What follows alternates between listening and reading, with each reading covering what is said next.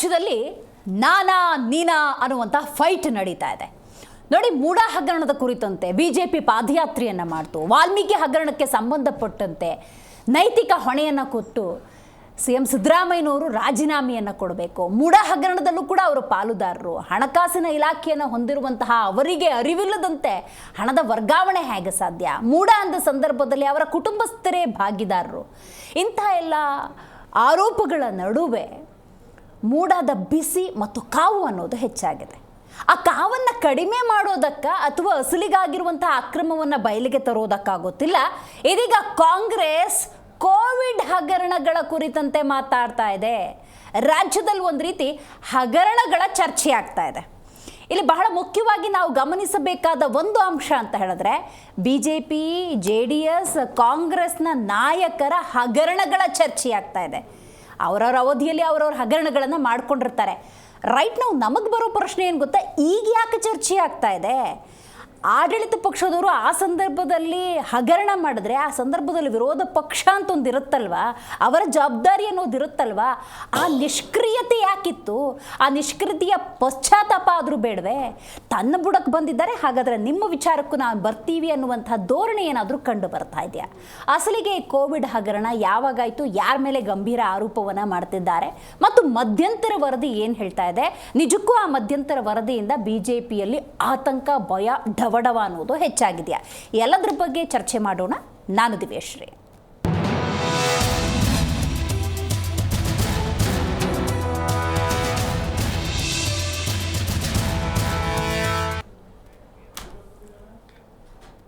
ಯಾರು ಏನು ಹೇಳೋದು ಬೇಡ, ಜನಕ್ಕೆ ಅರ್ಥ ಆಗ್ತಾ ಇದೆ. ರಾಜ್ಯದಲ್ಲಿ ಸೇಡಿನ, ದ್ವೇಷದ ರಾಜಕಾರಣ ಕಣ್ಣಿಗೆ ಕಾಣೋ ರೀತಿ ಆಗ್ತಾ ಇದೆ.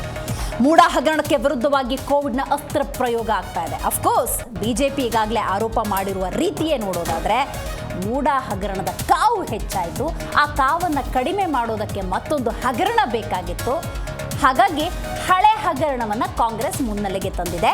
ಅದುವೇ ಕೋವಿಡ್ ಅಸ್ತ್ರ. ಅಂದಾಜು 2,000 ಕೋಟಿ.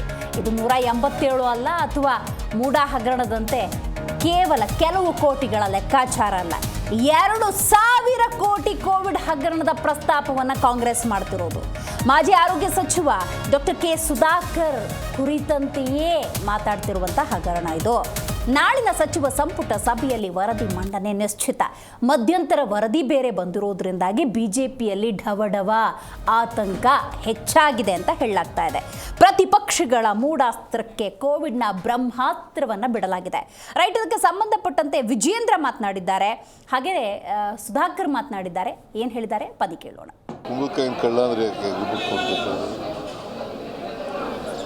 ಇನ್ನು ವರದಿ ಏನು ಅಂತ ಗೊತ್ತಿಲ್ಲ. ಅವ್ರಿಗೆ ಗೊತ್ತಾಯ್ತಾ ವರದಿ ಏನಿದೆ ಅಂತ? ಕುಂಬಳಕಾಯಿನ ಕಳ್ಳ ಅಂದರೆ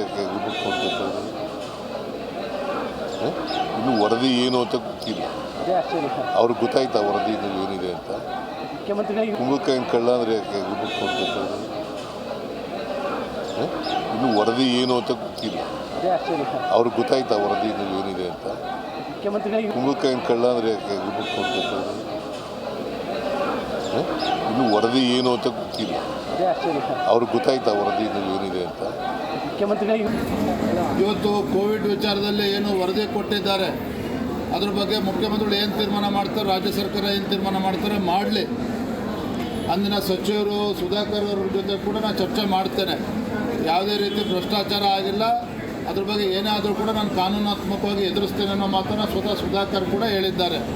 ಆದರೆ ಒಂದಂತೂ ನಿಶ್ಚಿತ, ತನಿಖೆ ನಮ್ಮ ಸರ್ಕಾರದಲ್ಲಿ ಏನಾದರೂ ಅವ್ಯವಹಾರ ಆಗಿದೆ ತನಿಖೆ ಮಾಡೋದು ತಡೀತಾ ಇಲ್ಲ.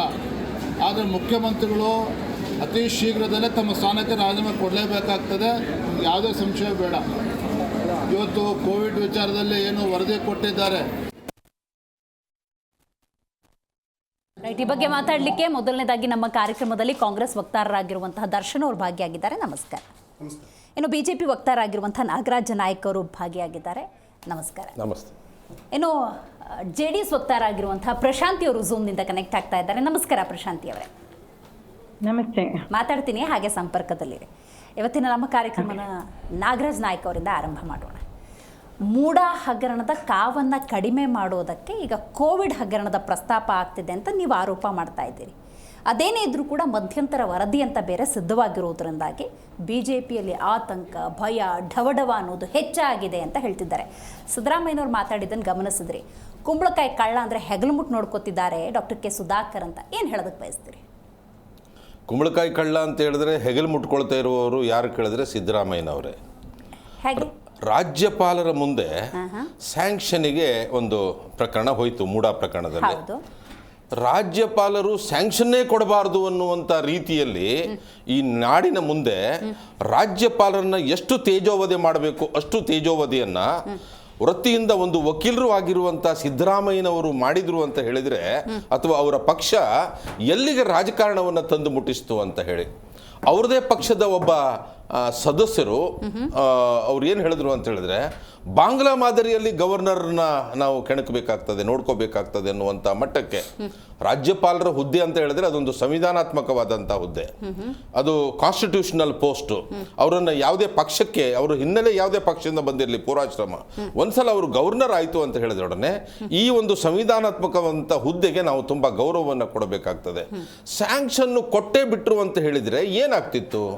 ಸ್ಯಾಂಕ್ಷನ್ ಕೊಡ್ಲಿಕ್ಕೆ ಇಷ್ಟು ಅಡ್ಡಿ ಆತಂಕ ಮಾಡುವಂತ ಸಿದ್ದರಾಮಯ್ಯನವರೇ ಲಾಯರ್ಗಳನ್ನ ಇಟ್ಬಿಟ್ಟು ಹೈಕೋರ್ಟ್ನಲ್ಲಿ ಇವತ್ತು ಅದನ್ನ ವಾದಿಸ್ತಾ ಇದ್ದೀರಿ ನೀವು.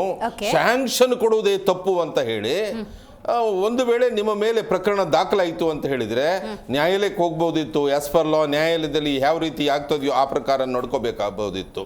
ಸೆಕ್ಷನ್ 17A ಮತ್ತು 19 ಪ್ರಿವೆನ್ಷನ್ ಆಫ್ ಕರಪ್ಷನ್ ಆಕ್ಟ್ ಕೆಳಗೆ ಸ್ಯಾಂಕ್ಷನ್ ಕೊಡುವಂಥದ್ದು, ಹೊಸ BNSS ಒಳಗೂ ಸಹಿತ ಸ್ಯಾಂಕ್ಷನ್ ಕೊಡ್ತಕ್ಕಂಥದ್ದು ಅದು ನಿಯಮ. ಅದು ಯಾವುದೇ ಸರ್ಕಾರಿ ನೌಕರರ ಮೇಲಾಗಲಿ ಅಥವಾ ಪಬ್ಲಿಕ್ ಸರ್ವೆಂಟ್ ಮೇಲಾಗಲಿ ಆ ನಿಯಮ ಎಲ್ರಿಗೂ ಅಪ್ಲೈ ಆಗಬೇಕಲ್ಲ ಅನ್ನೋದು. ಹೌದೌದು, ಎಲ್ಲರಿಗೂ ಅಪ್ಲೈ ಆಗಬೇಕು. MLA MPಸು ಅಥವಾ ಮಿನಿಸ್ಟರ್ಸು, ಚೀಫ್ ಮಿನಿಸ್ಟರ್ಸು, ಇವರು ಪಬ್ಲಿಕ್ ಆಫೀಸರ್ಸು, ಪಬ್ಲಿಕ್ ಸರ್ವೆಂಟ್ಸು ಈ ವ್ಯಾಪ್ತಿಯಲ್ಲಿ ಬರ್ತಕ್ಕಂಥವ್ರು. ಹಾಗಾಗಿ ಈ ಪ್ರೊವಿಷನ್ ಅನ್ನು ಯಾಕೆ ಮಾಡಿದ್ದಾರೆ ಅಂತ ಹೇಳಿದ್ರೆ ಗೌರ್ಮೆಂಟ್ ಸರ್ವೆಂಟಿಗೆ, ಪಬ್ಲಿಕ್ ಸರ್ವೆಂಟಿಗೆ ಒಂದು ರಕ್ಷೆಯನ್ನು ಕೊಡಲಿಕ್ಕೆ ಮಾಡಿದ್ದು. ಯಾಕಂತ ಹೇಳಿದ್ರೆ ಜವಾಬ್ದಾರಿ ಸ್ಥಾನದಲ್ಲಿರ್ತಕ್ಕಂಥ ಗೌರ್ಮೆಂಟ್ ಸರ್ವೆಂಟ್ ಅಥವಾ ಪಬ್ಲಿಕ್ ಸರ್ವೆಂಟ್ ಮೇಲೆ ಯಾರು ಯಾವ್ಯಾವುದೋ ಕಾರಣಗಳಿಗೆಲ್ಲ ಆಪಾದನೆ ಮಾಡುವಂತ ಸಾಧ್ಯತೆ ಇರ್ತದೆ. ಹಾಗಾಗಿ ಒಂದು ಸ್ಯಾಂಕ್ಷನಿಂಗ್ ಅಥಾರಿಟಿ ಅನ್ನುವುದು ಇರಬೇಕು. ಯಾರು ಅವರನ್ನ ನೇಮಕ ಮಾಡ್ತಾರೋ, ತೆಗೆಯುವಂತ ಅಧಿಕಾರ ಇರ್ತದೆಯೋ ಅವರಿಗೆ ಸ್ಯಾಂಕ್ಷನಿಂಗ್ ಅಥಾರಿಟಿ ಅಂತ ಹೇಳ್ತಾರೆ. ಮುಖ್ಯಮಂತ್ರಿಗಳ ಪ್ರಕರಣದಲ್ಲಿ ಯಾರು ಸ್ಯಾಂಕ್ಷನ್ ಕೊಡ್ತಕ್ಕಂಥವ್ರು ಅಂತ ಕೇಳಿದ್ರೆ ಘನತೆವೆತ್ತಂತ ರಾಜ್ಯಪಾಲರು. ಅವ್ರ ಮುಂದೆ ಪ್ರಕರಣ ಹೋಗಿದೆ. So when there is a law, ಕಾನೂನಿನಲ್ಲಿ ಆ ರೀತಿ ಪ್ರೊವಿಷನ್ ಇದ್ದಾಗ ನೀವು ಚಲಾಯಿಸಬೇಡಿ ಅಂತ ಹೇಳುವುದು ಯಾವ ನ್ಯಾಯ ಇದು? ಯಾವ ನ್ಯಾಯ? Where the law ends there the tyranny begins ಅಂತ ಹೇಳ್ತಾರೆ. ಎಲ್ಲಿ ಕಾನೂನು ಮುಗಿಯುತ್ತದೆಯೋ ಅಲ್ಲಿ ಸರ್ವಾಧಿಕಾರ ಭುಗಿಲೇಳ್ತದೆ. ನೀವೇನು ಕರ್ನಾಟಕದಲ್ಲಿ ಸರ್ವಾಧಿಕಾರವನ್ನ ಭುಗಿಲೇಳಿಸಲಿಕ್ಕೆ ನೋಡ್ತಾ ಇದ್ದೀರೇನು? ಬಾಂಗ್ಲಾ ಮಾದರಿಯಲ್ಲಿ ಗವರ್ನರ್ ಮೇಲೆ ದಾಳಿ ಮಾಡಬೇಕು ಅಂತ ಹೇಳಿ ಸಂದೇಶವನ್ನ ನಿಮ್ಮ ಚರರ ಮುಖಾಂತರ ನೀವು ಕೊಡಿಸ್ತಾ ಇದ್ದೀರಿ. ವಾಟ್ ಇಟ್ ಮೀನ್ ಸಿದ್ದರಾಮಯ್ಯನವರೇ? ಓಕೆ ಗೊತ್ತಾಯ್ತು. ರೈಟ್, ಇದೀಗ ನಮ್ಮ ಕಾರ್ಯಕ್ರಮದಲ್ಲಿ ಹಿರಿಯ ಪತ್ರಕರ್ತರಾಗಿರುವಂತಹ ಸಮೀವುಲ್ಲಾ ಅವರು ಝೂಮ್ನಿಂದ ಕನೆಕ್ಟ್ ಆಗ್ತಾ ಇದ್ದಾರೆ. ಸರ್ ನಮಸ್ಕಾರ. ನಮಸ್ಕಾರ. ಮಾತಾಡ್ತೀನಿ ಸರ್, ಹಾಗೆ ಸಂಪರ್ಕದಲ್ಲಿರಿ. ಇನ್ನು ನಮ್ಮ ಕಾರ್ಯಕ್ರಮದಲ್ಲಿ AP ವಕ್ತಾರಾಗಿರುವಂತಹ ಡಾಕ್ಟರ್ ಕೇಶವ್ ಕುಮಾರ್ ಅವರು ಜಾಯ್ನ್ ಆಗಿದ್ದಾರೆ. ನಮಸ್ಕಾರ. ದರ್ಶನ್ ಅವರೇ, ನೀವು ಹೇಳಬೇಕು, ರಾಜ್ಯದಲ್ಲಿ ಮೂಡಾ ಹಗರಣದ ಕುರಿತಂತೆ ಕಾವು ಹೆಚ್ಚಾಗಿದೆ. ದಿನ ಬೆಳಗಾದ್ರೂ ಸಾಕು BJP JDS ಅದ್ರ ಬಗ್ಗೆನೇ ಪ್ರಸ್ತಾಪ ಮಾಡ್ತಿದ್ದಾರೆ, ಜಪ ಮಾಡ್ತಿದ್ದಾರೆ. ಡೈವರ್ಟ್ ಮಾಡಬೇಕು ಸಬ್ಜೆಕ್ಟು. ಕೋವಿಡ್ ಎತ್ಕೊಂಡಿದ್ದೀರಿ ನೋಡಿ. ಮೂಡಾ ಪ್ರಕರಣ ಇವಾಗ ಸದ್ಯಕ್ಕೆ ಕೋರ್ಟ್ನಲ್ಲಿ ಇರ್ತಕ್ಕಂಥದ್ದು. ಖಂಡಿತವಾಗ್ಲೂ ನಮಗೆ ನ್ಯಾಯ ಸಿಗ್ತದೆ ಅನ್ನುವಂಥ ಭರವಸೆ ಇದೆ. ನಮ್ಮ ಪರ ಏನು ಕಾನೂನುಗಳಾಗಿರ್ಬೋದು ಅಥವಾ ಪತ್ರ ಇರ್ಬೋದು ಅಥವಾ ಏನೇ ದಾಖಲಾತಿಗಳು ಅದು ಮುಖ್ಯಮಂತ್ರಿ ಪರವಾಗಿದೆ ಅನ್ನುವಂಥ ಭಾವನೆ ಇದೆ. ಅದೇ ಪ್ರಕಾರ ಕೋರ್ಟ್ನಲ್ಲಿ ಇವಾಗ ಏನು ನಡೀತಾ ಇರ್ತಕ್ಕಂಥದ್ದು ವಾದ ವಿವಾದ ನಡೀತಾ ಇದೆ. ಕೋವಿಡ್ ಅನ್ನುವಂಥ ವಿಚಾರ ಕೋವಿಡ್ ಇವರು ಹುಡುಗಾಟ ಆಡಿರೋದು ಅಥವಾ ಚೆಲ್ಲಾಟ ಆಡಿರ್ತಕ್ಕಂಥದ್ದು ಭಾವನೆಗಳ ಜೊತೆಗೆ, ಬದುಕಿನ ಜೊತೆಗೆ, ಉಸಿರಿನ ಜೊತೆಗೆ, ಜೀವಗಳ ಜೊತೆಗೆ, ಮನುಕುಲ ಸಂತಾನದ ಜೊತೆಗೆ. ಒಂದ್ ನಿಮಿಷ ನಾನು ಬರ್ತೀನಿ. ನೀವು ಪ್ರಶ್ನೆ ಕೇಳಿದ್ದೀರಿ. 4 ಲಕ್ಷಕ್ಕೂ ಅಧಿಕ ಜನ ಕನ್ನಡಿಗರು ಮೃತಪಟ್ಟ ಒಂದು ದೊಡ್ಡ ಹಗರಣ ಅದು. ಯಾವ ಕಾರಣಕ್ಕೋಸ್ಕರ? ಯಾವ ಕಾರಣಕ್ಕೆ? 10,000 ಬೆಡ್ಡಿನ ಆಸ್ಪತ್ರೆಯನ್ನ ನಿರ್ಮಾಣ ಮಾಡ್ತೀವಿ ಅಂತ ಎಕ್ಸಿಬಿಷನ್ ಗ್ರೌಂಡ್ ಅಲ್ಲಿ ಹೇಳಿದ್ರು. ಅದಕ್ಕೆ ಹಣ ಗಿಣ ಎಲ್ಲ ಬಿಡುಗಡೆ ಅಂತಂದ್ರು. ಆದ್ರೆ ನಾವು ಎಕ್ಸಿಬಿಷನ್ ಗ್ರೌಂಡ್ ಅಲ್ಲಿ ಹೋಗಿ ನೋಡಿದ್ರೆ ಒಂದು ಬೆಡ್ ಇಲ್ಲ, ಒಬ್ರು ನರ್ಸು ಇಲ್ಲ, ಒಬ್ರು ಡಾಕ್ಟ್ರು ಇಲ್ಲ, ಒಬ್ರು ಪೇಷಂಟು ಇಲ್ಲ. ಯಕಶ್ಚಿತ್ ಒಬ್ಬ ಪೇಷಂಟಿಗೆ ಅಲ್ಲಿ ಒಂದು ಟ್ರೀಟ್ಮೆಂಟ್ ಕೊಟ್ಟ ಉದಾಹರಣೆ ಇಲ್ಲ. ಏನಾಯ್ತು? 10,000 ಬೆಡ್ಡಿನ ಆಸ್ಪತ್ರೆ ಒಂದು. ಇನ್ನೊಂದು ತೇಜಸ್ವಿ ಸೂರ್ಯ, ರವಿ ಸುಬ್ರಹ್ಮಣ್ಯ, ಸತೀಶ್ ರೆಡ್ಡಿ ಅವರು ಬೆಡ್ ಬ್ಲಾಕಿಂಗ್ ದಂಧೆಯಲ್ಲಿ ತೊಡಗಿದ್ರು. ಒಂದು ಕಡೆ ಜನ ಸಾಯ್ತಾ ಇದ್ರು, ಇನ್ನೊಂದು ಕಡೆ ಈ ಹಗರಣ. ಮತ್ತಿನ್ನೊಂದು ₹7 ಮಾಸ್ಕಿಗೆ ಅವರಿಗೆ 42 ರೂಪಾಯಿ ಬಿಲ್ ಮಾಡುವಂತ ಕೆಲಸಗಳು ನಡೆದಂತದ್ದು. ಈ ಹಗರಣ ಯಾಕೆ ಇವತ್ತು ಅಂತ ನೀವು ಪ್ರಶ್ನೆ ಕೇಳಿದ್ರೆ ಅದಕ್ಕೂ ನಾನು ಉತ್ತರ ಕೊಡ್ತೀನಿ. ಆದ್ರೆ ಕೋವಿಡ್ ನಲ್ಲಿ ವೆಂಟಿಲೇಟರ್ ಲಂಚ ಹೊಡೆದಿದ್ದಾರೆ, ಮಾಸ್ಕ್ ಲಂಚ ಹೊಡೆದಿದ್ದಾರೆ, ಆಕ್ಸಿಜನ್, ಚಾಮರಾಜನಗರ ಏನ್ ದುರಂತ ಆದಾಗ 3 ಜನ ಸತ್ತಿದ್ದಾರೆ ಅಂತ ಸುಳ್ಳು ಹೇಳಿದ್ರು. ಖುದ್ದು ಕೆಪಿಸಿಸಿ ಅಧ್ಯಕ್ಷರಾದಂತ ಮಾನ್ಯ ಡಿ ಕೆ ಶಿವಕುಮಾರ್ ಅವರು ಪ್ರತಿ ಮನೆಗಳಿಗೂ ಭೇಟಿ ಮಾಡಿದ್ರು. 36 ಕುಟುಂಬಗಳಿಗೆ 1 ಲಕ್ಷದಂತೆ ಚೆಕ್ಗಳನ್ನ ಪರಿಹಾರವನ್ನ ಸರ್ಕಾರ ನಾವು ವಿರೋಧ ಪಕ್ಷದಲ್ಲಿದ್ರು ಕೊಟ್ವಿ. ಆಯ್ತು, ಈ ಹಗರಣವನ್ನ ನಾವು ಹೋರಾಟ ಮಾಡಬೇಕಾದ್ರೆ, ನಾವು ವಿರೋಧ ಪಕ್ಷದಲ್ಲಿ ಇರಬೇಕಾದ್ರೆ ನಾವು ಹೇಳಿದ್ವಿ ಕೋವಿಡ್ ಅಲ್ಲಿ ದೊಡ್ಡ ಹಗರಣ ಆಗಿದೆ ಅಂತ ಹೇಳಿ. ಅದಕ್ಕೂ ತಾತ್ಪರ್ಯ ರೀತಿಯಲ್ಲಿ ಯತ್ನಾಳ್ ಅವರು 40,000 ಕೋಟಿ ಕೋವಿಡ್ ಅಲ್ಲಿ ಹಗರಣ ಆಗಿದೆ ಅಂತ ಬಿಜೆಪಿಯ ಶಾಸಕರು ಹೇಳಿರ್ತಕ್ಕಂಥದ್ದು ನಾವು ಕೇಳಿದ್ವಿ. ಆ ಒಂದು ಉದ್ದೇಶಕ್ಕೋಸ್ಕರ ನಮ್ಮ ರಾಜ್ಯ ಸರ್ಕಾರ ಜಸ್ಟಿಸ್ ಕುನ್ನಾರ್ ಅವರ ನೇತೃತ್ವದಲ್ಲಿ ಆಯೋಗವನ್ನು ರಚನೆ ಮಾಡಿ ಅದರ ಒಂದು ವಿವರಣೆಗಳನ್ನ ಹೆಕ್ಕುವಂತ ಕೆಲಸ ಮಾಡಿ ಅದು ಸಂಪೂರ್ಣವಾಗಿ ಈಗ ಕಂಪ್ಲೀಟ್ ಆಗಿ ಅದರ ರಿಪೋರ್ಟ್ ಅನ್ನ ಸುಮಾರು 1722 ಪುಟಗಳ ವರದಿಯನ್ನ ಮಾನ್ಯ ಮುಖ್ಯಮಂತ್ರಿ ಅವರ ಕೈಗೆ ಹಸ್ತಾಂತರ ಮಾಡಿದ್ದಾರೆ. ಒಂದು ಸಣ್ಣ ಎಸ್ 4 ಲಕ್ಷ ಜನರನ್ನ ಆಹುತಿ ತಗೊಂಡಂತಹ ಕೋವಿಡ್ ಟೈಮಲ್ಲಿ ಆದಂತಹ ಹಗರಣ ಬಗ್ಗೆ ಇಷ್ಟೊಂದು ಆತಂಕ ನೋವನ್ನು ವ್ಯಕ್ತಪಡಿಸೋರು ಸಿದ್ದರಾಮಯ್ಯನವರು ಅಧಿಕಾರಕ್ಕೆ ಬಂದ ನೆಕ್ಸ್ಟ್ ಡೇನೇ ಕೊಡಬೇಕಾಗಿತ್ತು. ನೋಡಿ, ಈ ಬಿಜೆಪಿನವರು ಯಾವುದೇ ಆಗಲಿ, ಯಾವುದೇ ಉದಾಹರಣೆ ಮಾನ್ಯ ಕೆಪಿಸಿಸಿ ಅಧ್ಯಕ್ಷರ ಮೇಲೆ ಯಾವುದೇ ಹಗರಣ ಇಲ್ಲ, ಯಾವ ಭ್ರಷ್ಟಾಚಾರ ಇಲ್ಲ, ಎಂಥದೂ ಇಲ್ಲ. ಬಂದ್ರು ಐಟಿ ಬಂದ್ರು, ಹಿಂದೆ ಮುಂದೆ ನೋಡ್ಲಿಲ್ಲ, ಅವ್ರನ್ನ ಅರೆಸ್ಟ್ ಬಂಧನ ಮಾಡುವಂತ ಕೆಲಸ ಮಾಡಿದ್ರು. ಆದ್ರೆ ಸುಪ್ರೀಂ ಕೋರ್ಟ್ ಅವರಿಗೆ ಚಾಟಿ ಬೀಸುವಂತ ಕೆಲಸ, ಪ್ರತಿ ಕೇಸ್ಗಳನ್ನ ಖುಲಾಸೆ ಮಾಡ್ತಾ ಇದೆ. ನಾವು ಬಂದ್ವಿ ಸುಧಾಕರ್ ಅವ್ರ ಮೇಲೆ ಅಥವಾ ಶ್ರೀರಾಮುಲು ಅವ್ರ ಮೇಲೆ ಅಥವಾ ಯಡಿಯೂರಪ್ಪನವ್ರ ಮೇಲೆ ಅಥವಾ ಬೊಮ್ಮಾಯಿ ಅವ್ರ ಮೇಲೆ ಹಗರಣ ಇದೆ ಅಂತೇಳಿ ನಾವು ಏಕದಮ್ ಅವ್ರನ್ನ ಬಂಧನ ಮಾಡೋದಕ್ಕಾಗಲ್ಲ.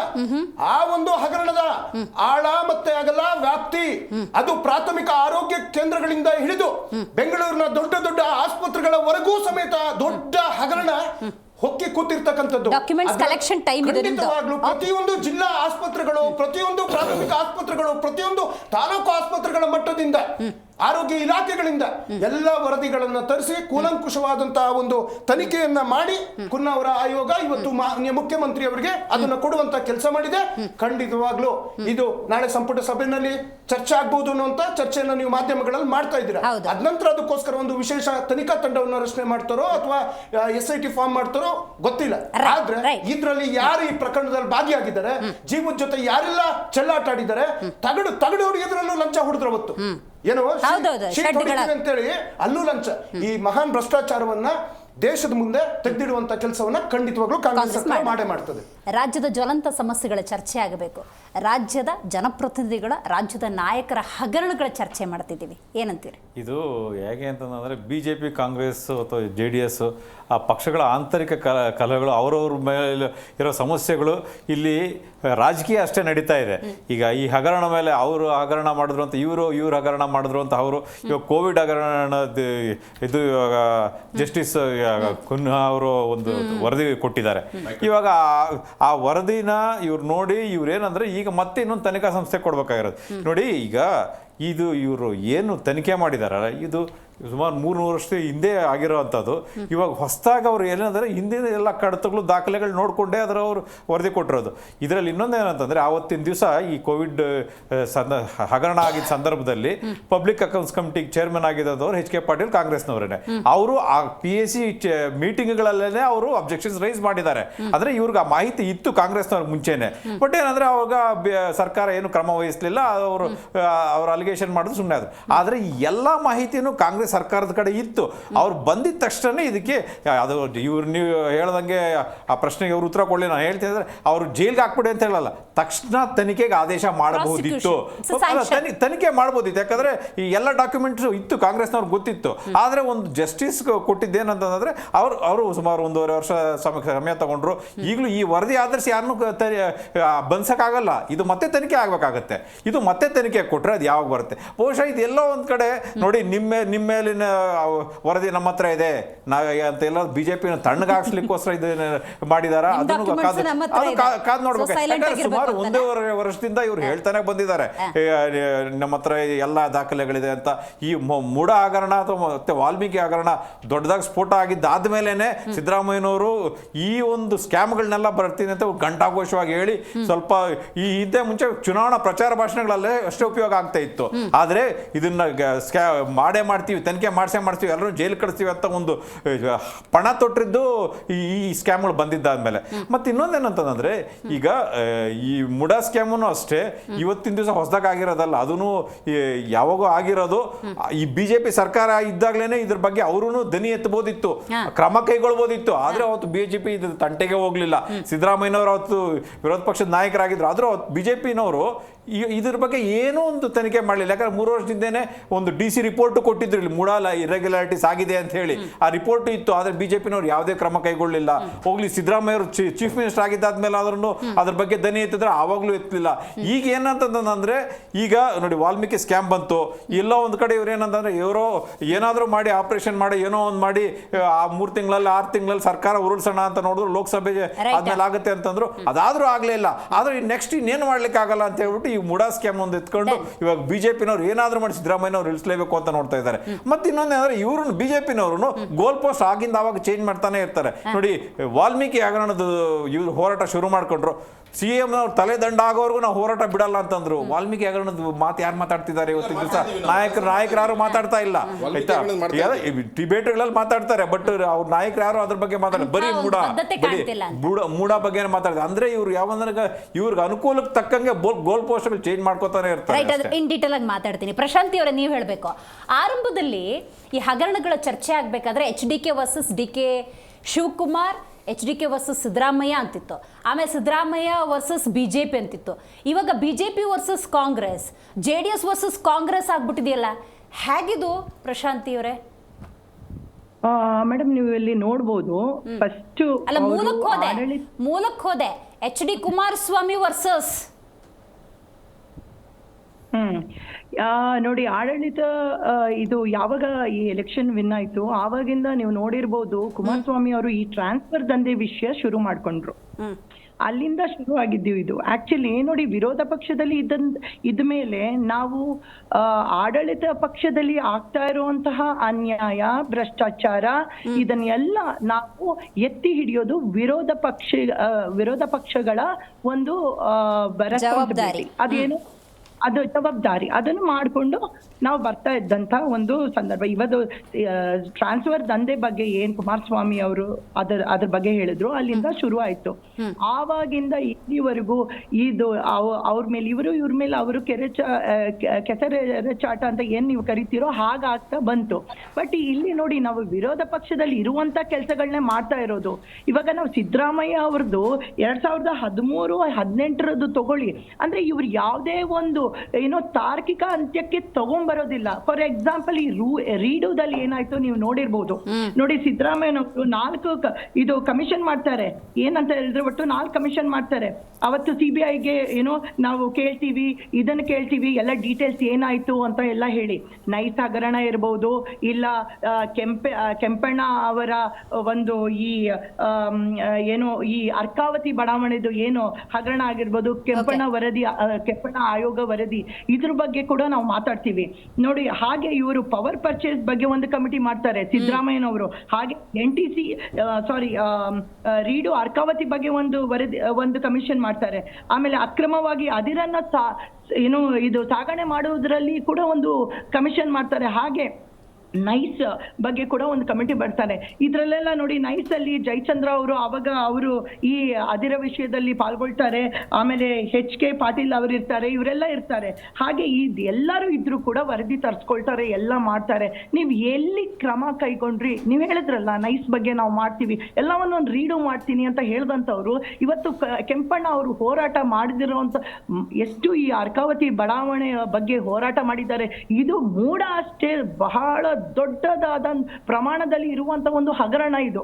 ಇದ್ರ ಬಗ್ಗೆ ಇಲ್ಲಿವರೆಗೂ ರಿಲೀಸ್ ಮಾಡ್ತೀನಿ ಅಂತ ಹೇಳಿದ್ರು ಕೂಡ ಸಿದ್ದರಾಮಯ್ಯನವರು ರಿಲೀಸ್ ಮಾಡಿಲ್ಲ ಇನ್ನೂವರೆಗೂ. ಯಾಕೆ? ನಿಮ್ ಕೈಯಲ್ಲೇ ಇತ್ತಲ್ಲ, ನಿಮ್ಮದೇ ಸರ್ಕಾರ ಆಗಿತ್ತಲ್ಲ, ಅವಾಗ ನೀವೇನ್ ಮಾಡಿದ್ರಿ? ಲೋಕಾಯುಕ್ತ ಬಗ್ಗೆ ಇಷ್ಟೊಂದು ಹೇಳ್ತಾ ಇರುವಂತ ಸಿದ್ದರಾಮಯ್ಯನವರು ಲೋಕಾಯುಕ್ತದ ನರವನ್ನ ಕಟ್ ಮಾಡಿ ನೀವು ACB ತಂದಿರೋದು ಇದು ಎಲ್ಲರಿಗೂ ಗೊತ್ತು. ಯಾಕೆ ತಂದ್ರಿ? ಸಿದ್ದರಾಮಯ್ಯ ಆಯುಕ್ತ ಚೆನ್ನಾಗಿ ಕೆಲಸ ಮಾಡ್ತಾ ಇತ್ತಲ್ಲ, ಎಲ್ಲ ಕೆಲಸಗಳನ್ನು ನಿರ್ವಹಿಸ್ತಿತ್ತು. ಆದ್ರೂ ಅವರ ನರನ ನೀವು ಯಾಕೆ ಕಟ್ ಮಾಡಿದ್ರಿ? ಅದೇ ಸಂದರ್ಭದಲ್ಲಿ ಇವಾಗ ಕೆಂಪಣ್ಣ ಆಯೋಗದ ವರದಿಯಲ್ಲೂ ಕೂಡ ಅವರ ಹೆಸರು ಬರುತ್ತೆ. ಯಾಕೆ ಬರುತ್ತೆ? ಬಂದ ತಕ್ಷಣ ನೀವು ಈ ತರ ವರದಿಗಳನ್ನ ಎಲ್ಲ ನೀವು ನಾಶ Done. ಮಾಡೋದು ಸತ್ಯಾಂಶಗಳನ್ನ ನಾಶ ಮಾಡೋದ್ರಲ್ಲಿ ಸಿದ್ದರಾಮಯ್ಯನವರು ಮುಂದಾಗಿದ್ದಾರೆ. ಸೊ ಹೀಗಾಗಿ ಯಾವುದೇ ಒಂದು ನಂಬಿಕೆ ನಮಗೆ ಕಾಂಗ್ರೆಸ್ ಮೇಲೆ ಇಲ್ಲ. ಈ ವರದಿ ಎಲ್ಲ ಇವತ್ತು ಕೂಡ ನಾವು ಹೇಳ್ತಾ ಇದ್ದೀವಿ. ಇವಾಗ ಈಗ ನೀವು ನ್ಯೂಸ್ ರಿಪೋರ್ಟರ್ಸ್ ಏನಿದ್ದೀರಾ, ಈ ವರದಿ ಎಲ್ಲ ಏನಾಯ್ತು ಅಂತ ಪ್ರಶ್ನಿಸಬೇಕು. ರೈಟ್, ಗೊತ್ತಾಯ್ತು ಪ್ರಶಾಂತಿ ಅವರೇ, ಬರ್ತೀನಿ. ಸಮೀವುಲ್ಲಾ ಸರ್, ನೀವು ಹೇಳಬೇಕು. ಮೂಡ ಹಗರಣ ಅಂದ ಸಂದರ್ಭದಲ್ಲಿ ಅದರ ಕಾವು ಚರ್ಚೆ ಬಿಸಿ ಆಗಿತ್ತು. ಆ ಕಾವು ಕಡಿಮೆ ಮಾಡೋದಕ್ಕೆ ಏನಾದರೂ ಕೋವಿಡ್ ಹಗರಣದ ಚರ್ಚೆ ಆಗ್ತಾ ಇದೆಯಾ ಅಂತ. ಯಾಕಂದರೆ ಮುಖ್ಯಮಂತ್ರಿ ಸಿದ್ದರಾಮಯ್ಯನವರು ಅಧಿಕಾರ ಅವಧಿ ಅಂದಾಗ 1 ವರ್ಷ 4 ತಿಂಗಳಾಯಿತು. ಅಂಥ 4 ಲಕ್ಷ ಜನರ ಸಾವಿಗೆ ಕಾರಣ ಆಯಿತು ಅನ್ನುವಂಥ ಆತಂಕ, ನೋವು ಅನ್ನೋದಿತ್ತು ಅಂದರೆ ಇಮಿಡಿಯೇಟಾಗಿ ಆ್ಯಕ್ಷನ್ ತಗೋಬಹುದಿತ್ತೇನೋ ಅಂತ. ಅದಕ್ಕೆ ರಾಜ್ಯದ ಜನ ಹೇಳ್ತಿದ್ದಾರೆ ಸರ್, ಅವಾಗೇನೋ ಅಂಡರ್ಸ್ಟ್ಯಾಂಡಿಂಗ್ ಚೆನ್ನಾಗಿತ್ತು, ಇವಾಗ ಮಿಸ್ಅಂಡರ್ಸ್ಟ್ಯಾಂಡಿಂಗ್ ಹೆಚ್ಚಾಗ್ಬಿಟ್ಟಿದೆ, ಹಂಗಾಗಿ ಈಗ ಹೊಸ ಹಗರಣಗಳು ಹೊರಗಡೆ ಬರ್ತಿದ್ದಾವೆ ಅಂತ. ಒಂದು ಸರ್ಕಾರ ಅಧಿಕಾರಕ್ಕೆ ಬಂದಾಗಲೇ ಈ ಕೋವಿಡ್ ಸಂಬಂಧಪಟ್ಟಂತೆ ಎಂಕ್ವೈರಿ ಮಾಡಿಸ್ಬೇಕು ಅನ್ನೋದು ಅವ್ರ ತಲೆಯಲ್ಲಿ. ಅದಕ್ಕೆ ಮುಖ್ಯ ಕಾರಣಗಳು ಕೂಡ ಮುಖ್ಯವಾಗಿ ಮೂಡ ಕಾರಣ ಅವರಿಗೆ ಅನ್ಎಕ್ಸ್ಪೆಕ್ಟೆಡ್. ಮೂಡ ವಿವಾದ ಅವ್ರಿಗೆ ಇಷ್ಟೊಂದು ಭೀಕರ ಸ್ವರೂಪದಲ್ಲಿ ನಮಗೆ ಎದುರಾಗುತ್ತೆ ಅನ್ನೋದು ಕಾಂಗ್ರೆಸ್ಸಿಗೆ ಅನ್ಎಕ್ಸ್ಪೆಕ್ಟೆಡ್ ಆಗಿದೆ. ನಾನು ಹೇಳೋದು ಏನಂದ್ರೆ, ಅವ್ರ ಹಗರಣ ಇವ್ರು ಬಯಲು ಮಾಡ್ಲಿ, ಇವ್ರ ಹಗರಣ ಅವ್ರು ಬಯಲು ಮಾಡ್ಲಿ, ಎಲ್ಲರೂ ಬಂಡವಾಳ ಬಯಲು ರಾಜ್ಯದ ಜನ ತೀರ್ಮಾನ ಮಾಡಿ. ಕರೆಕ್ಟ್.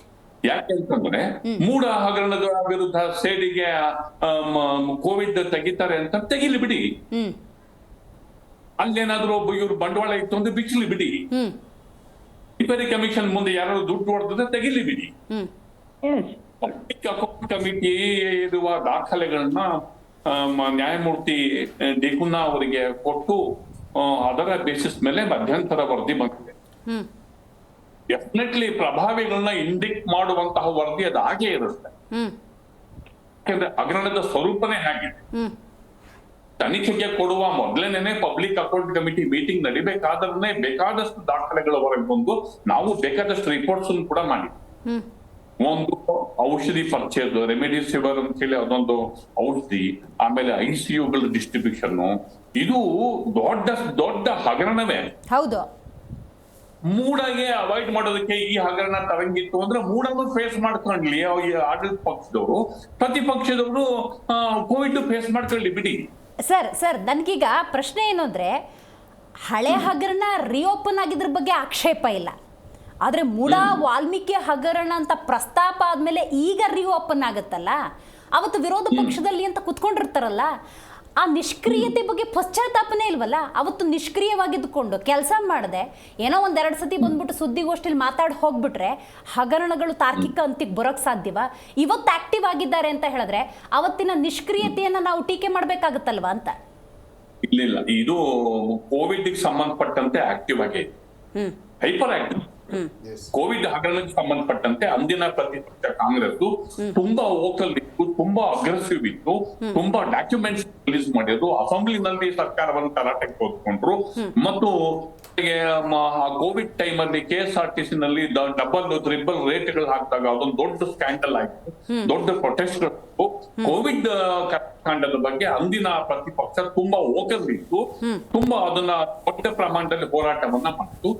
ಈಗ ಅವರು ರೂಲಿಂಗ್ ಬಂದಿರೋದ್ರಿಂದ ಅದನ್ನ ಒಂದು ನ್ಯಾಯಮೂರ್ತಿಗಳ ಆಯೋಗದ ಮುಂದೆ ಅದನ್ನ ಪ್ರೆಸೆಂಟ್ ಮಾಡೋದ್ರ ಮೂಲಕ ಲಾಜಿಕಲ್ ಎಂಡಿಗೆ ಹೋಗ್ಬೇಕಿತ್ತು.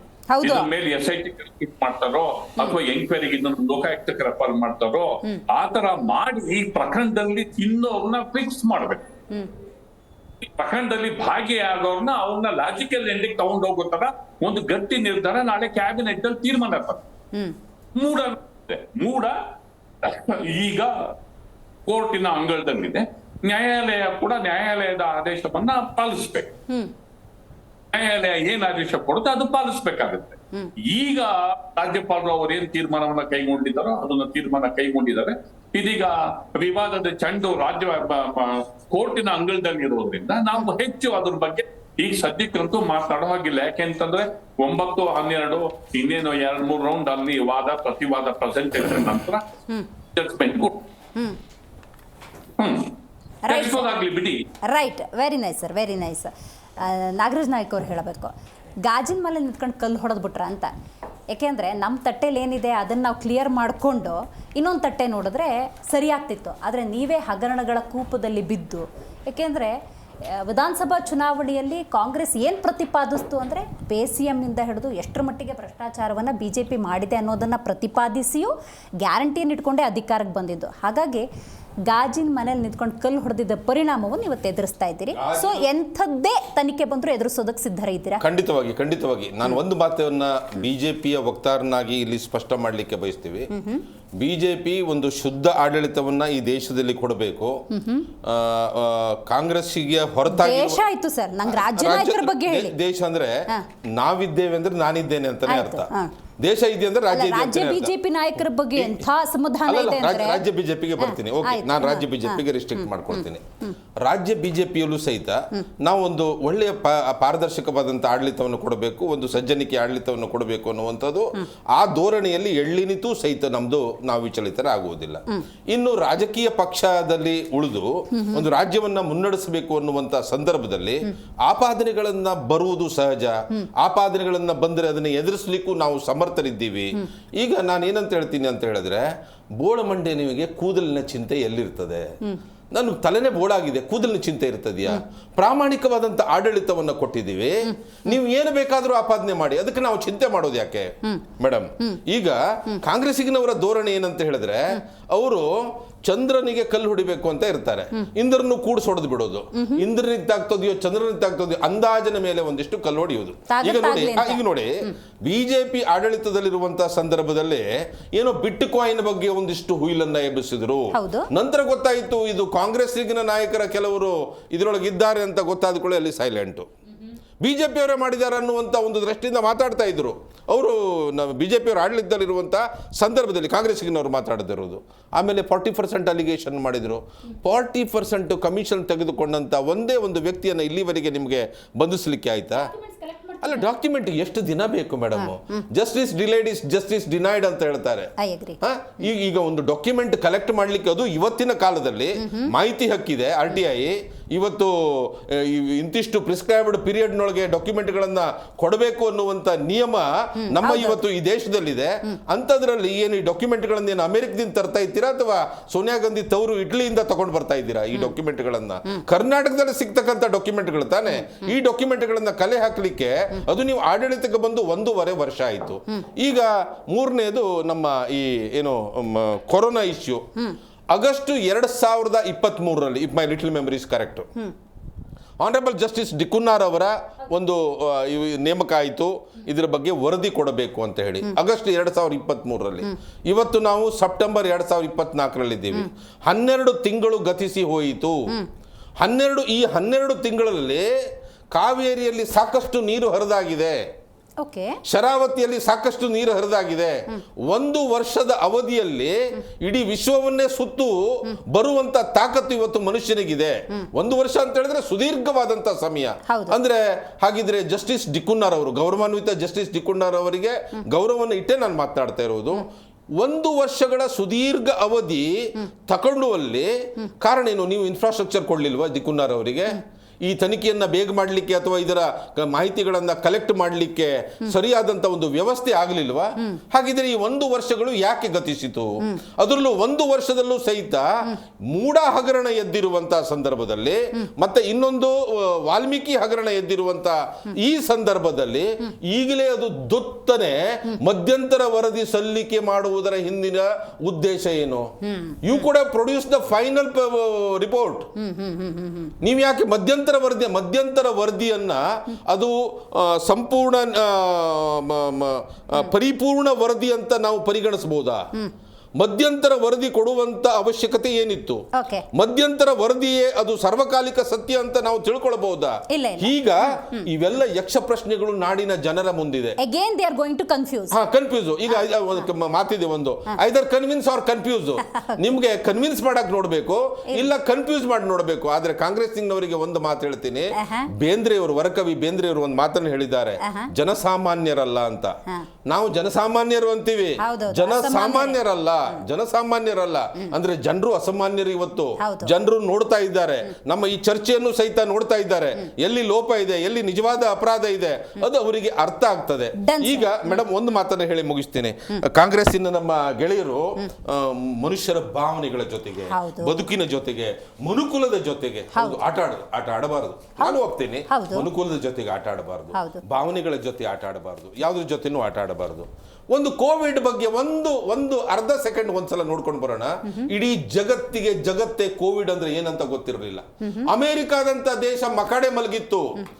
ಇಂಗ್ಲೆಂಡಿಗೆ ಸಹಿತ ಕೋವಿಡ್ ಅಂದ್ರೆ ಏನಂತ ಅರ್ಥ ಆಗಲಿಲ್ಲ. ಎಷ್ಟೋ ರಾಷ್ಟ್ರಗಳು ಭಾರತದ ಕಡೆ ನೋಡ್ತಾ ಇದ್ವು. ಭಾರತ ಸಂಭವ ಕೋವಿಡ್ ಅನ್ನ ಕಂಟ್ರೋಲ್ ಮಾಡ್ತಾ ಇದೆ ಅಂತ ಭಾರತದ ಕಡೆಗೆ ಹೆಮ್ಮಿಂದ ನೋಡ್ತಾ ಇದ್ವು. ಬ್ರೆಜಿಲ್ ಆಗಲಿ, ಫ್ರಾನ್ಸ್ ಆಗಲಿ, ಆಸ್ಟ್ರೇಲಿಯಾದಲ್ಲಾಗಲಿ ರಸ್ತೆಗಳ ಮೇಲೆ ಜನರನ್ನ ಮಲಗಿಸ್ತಾ ಇರುವುದನ್ನ ತಾವೇ ನೋಡಿದ್ರಿ. ಪಾಶ್ಚಿಮಾತ್ಯ ರಾಷ್ಟ್ರಗಳು ಅಂತ ಹೇಳಿದ್ರೆ ಮುಂದುವರೆದಂತ ರಾಷ್ಟ್ರಗಳು ರಸ್ತೆಗಳ ಮೇಲೆ ಬೆಡ್ ಹಾಕೊಂಡು ಅಲ್ಲಿಯೂ ಸಹಿತ ಬೆಡ್ಡಿಗೆ ಕಾಂಪಿಟೇಷನ್. 150 ಕೋಟಿ ಜನಸಂಖ್ಯೆಯನ್ನ ಹೊಂದಿರುವಂತ ಭಾರತದಲ್ಲಿ ಕೋವಿಡ್ ಬಂದ್ಬಿಟ್ರೆ ನರಮೇಧ ಆಗ್ಬಿಡ್ತದೆ, ಬಿಡಿ ಸಂಪೂರ್ಣ ಭಾರತ ಸ್ಮಶಾನ ಆಗ್ತದೆ. ಹಾಗಂದು ಹೇಳುವಂತ ಸಂದರ್ಭದಲ್ಲಿ ಹಗರಣ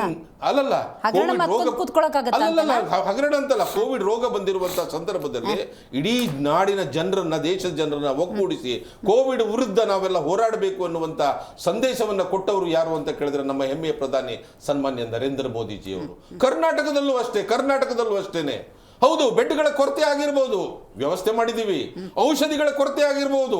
ಇಷ್ಟೊಂದು ಪ್ರಮಾಣದಲ್ಲಿ ಇದು 187 ಅಥವಾ 500-600 ಕೋಟಿ ವಿಷಯ ಅಲ್ಲ ಸರ್. 2,000 ಕೋಟಿ 10,000 ಕೋಟಿ ಅಂತ ಹೇಳ್ಬೋದು ನಾಳೆ.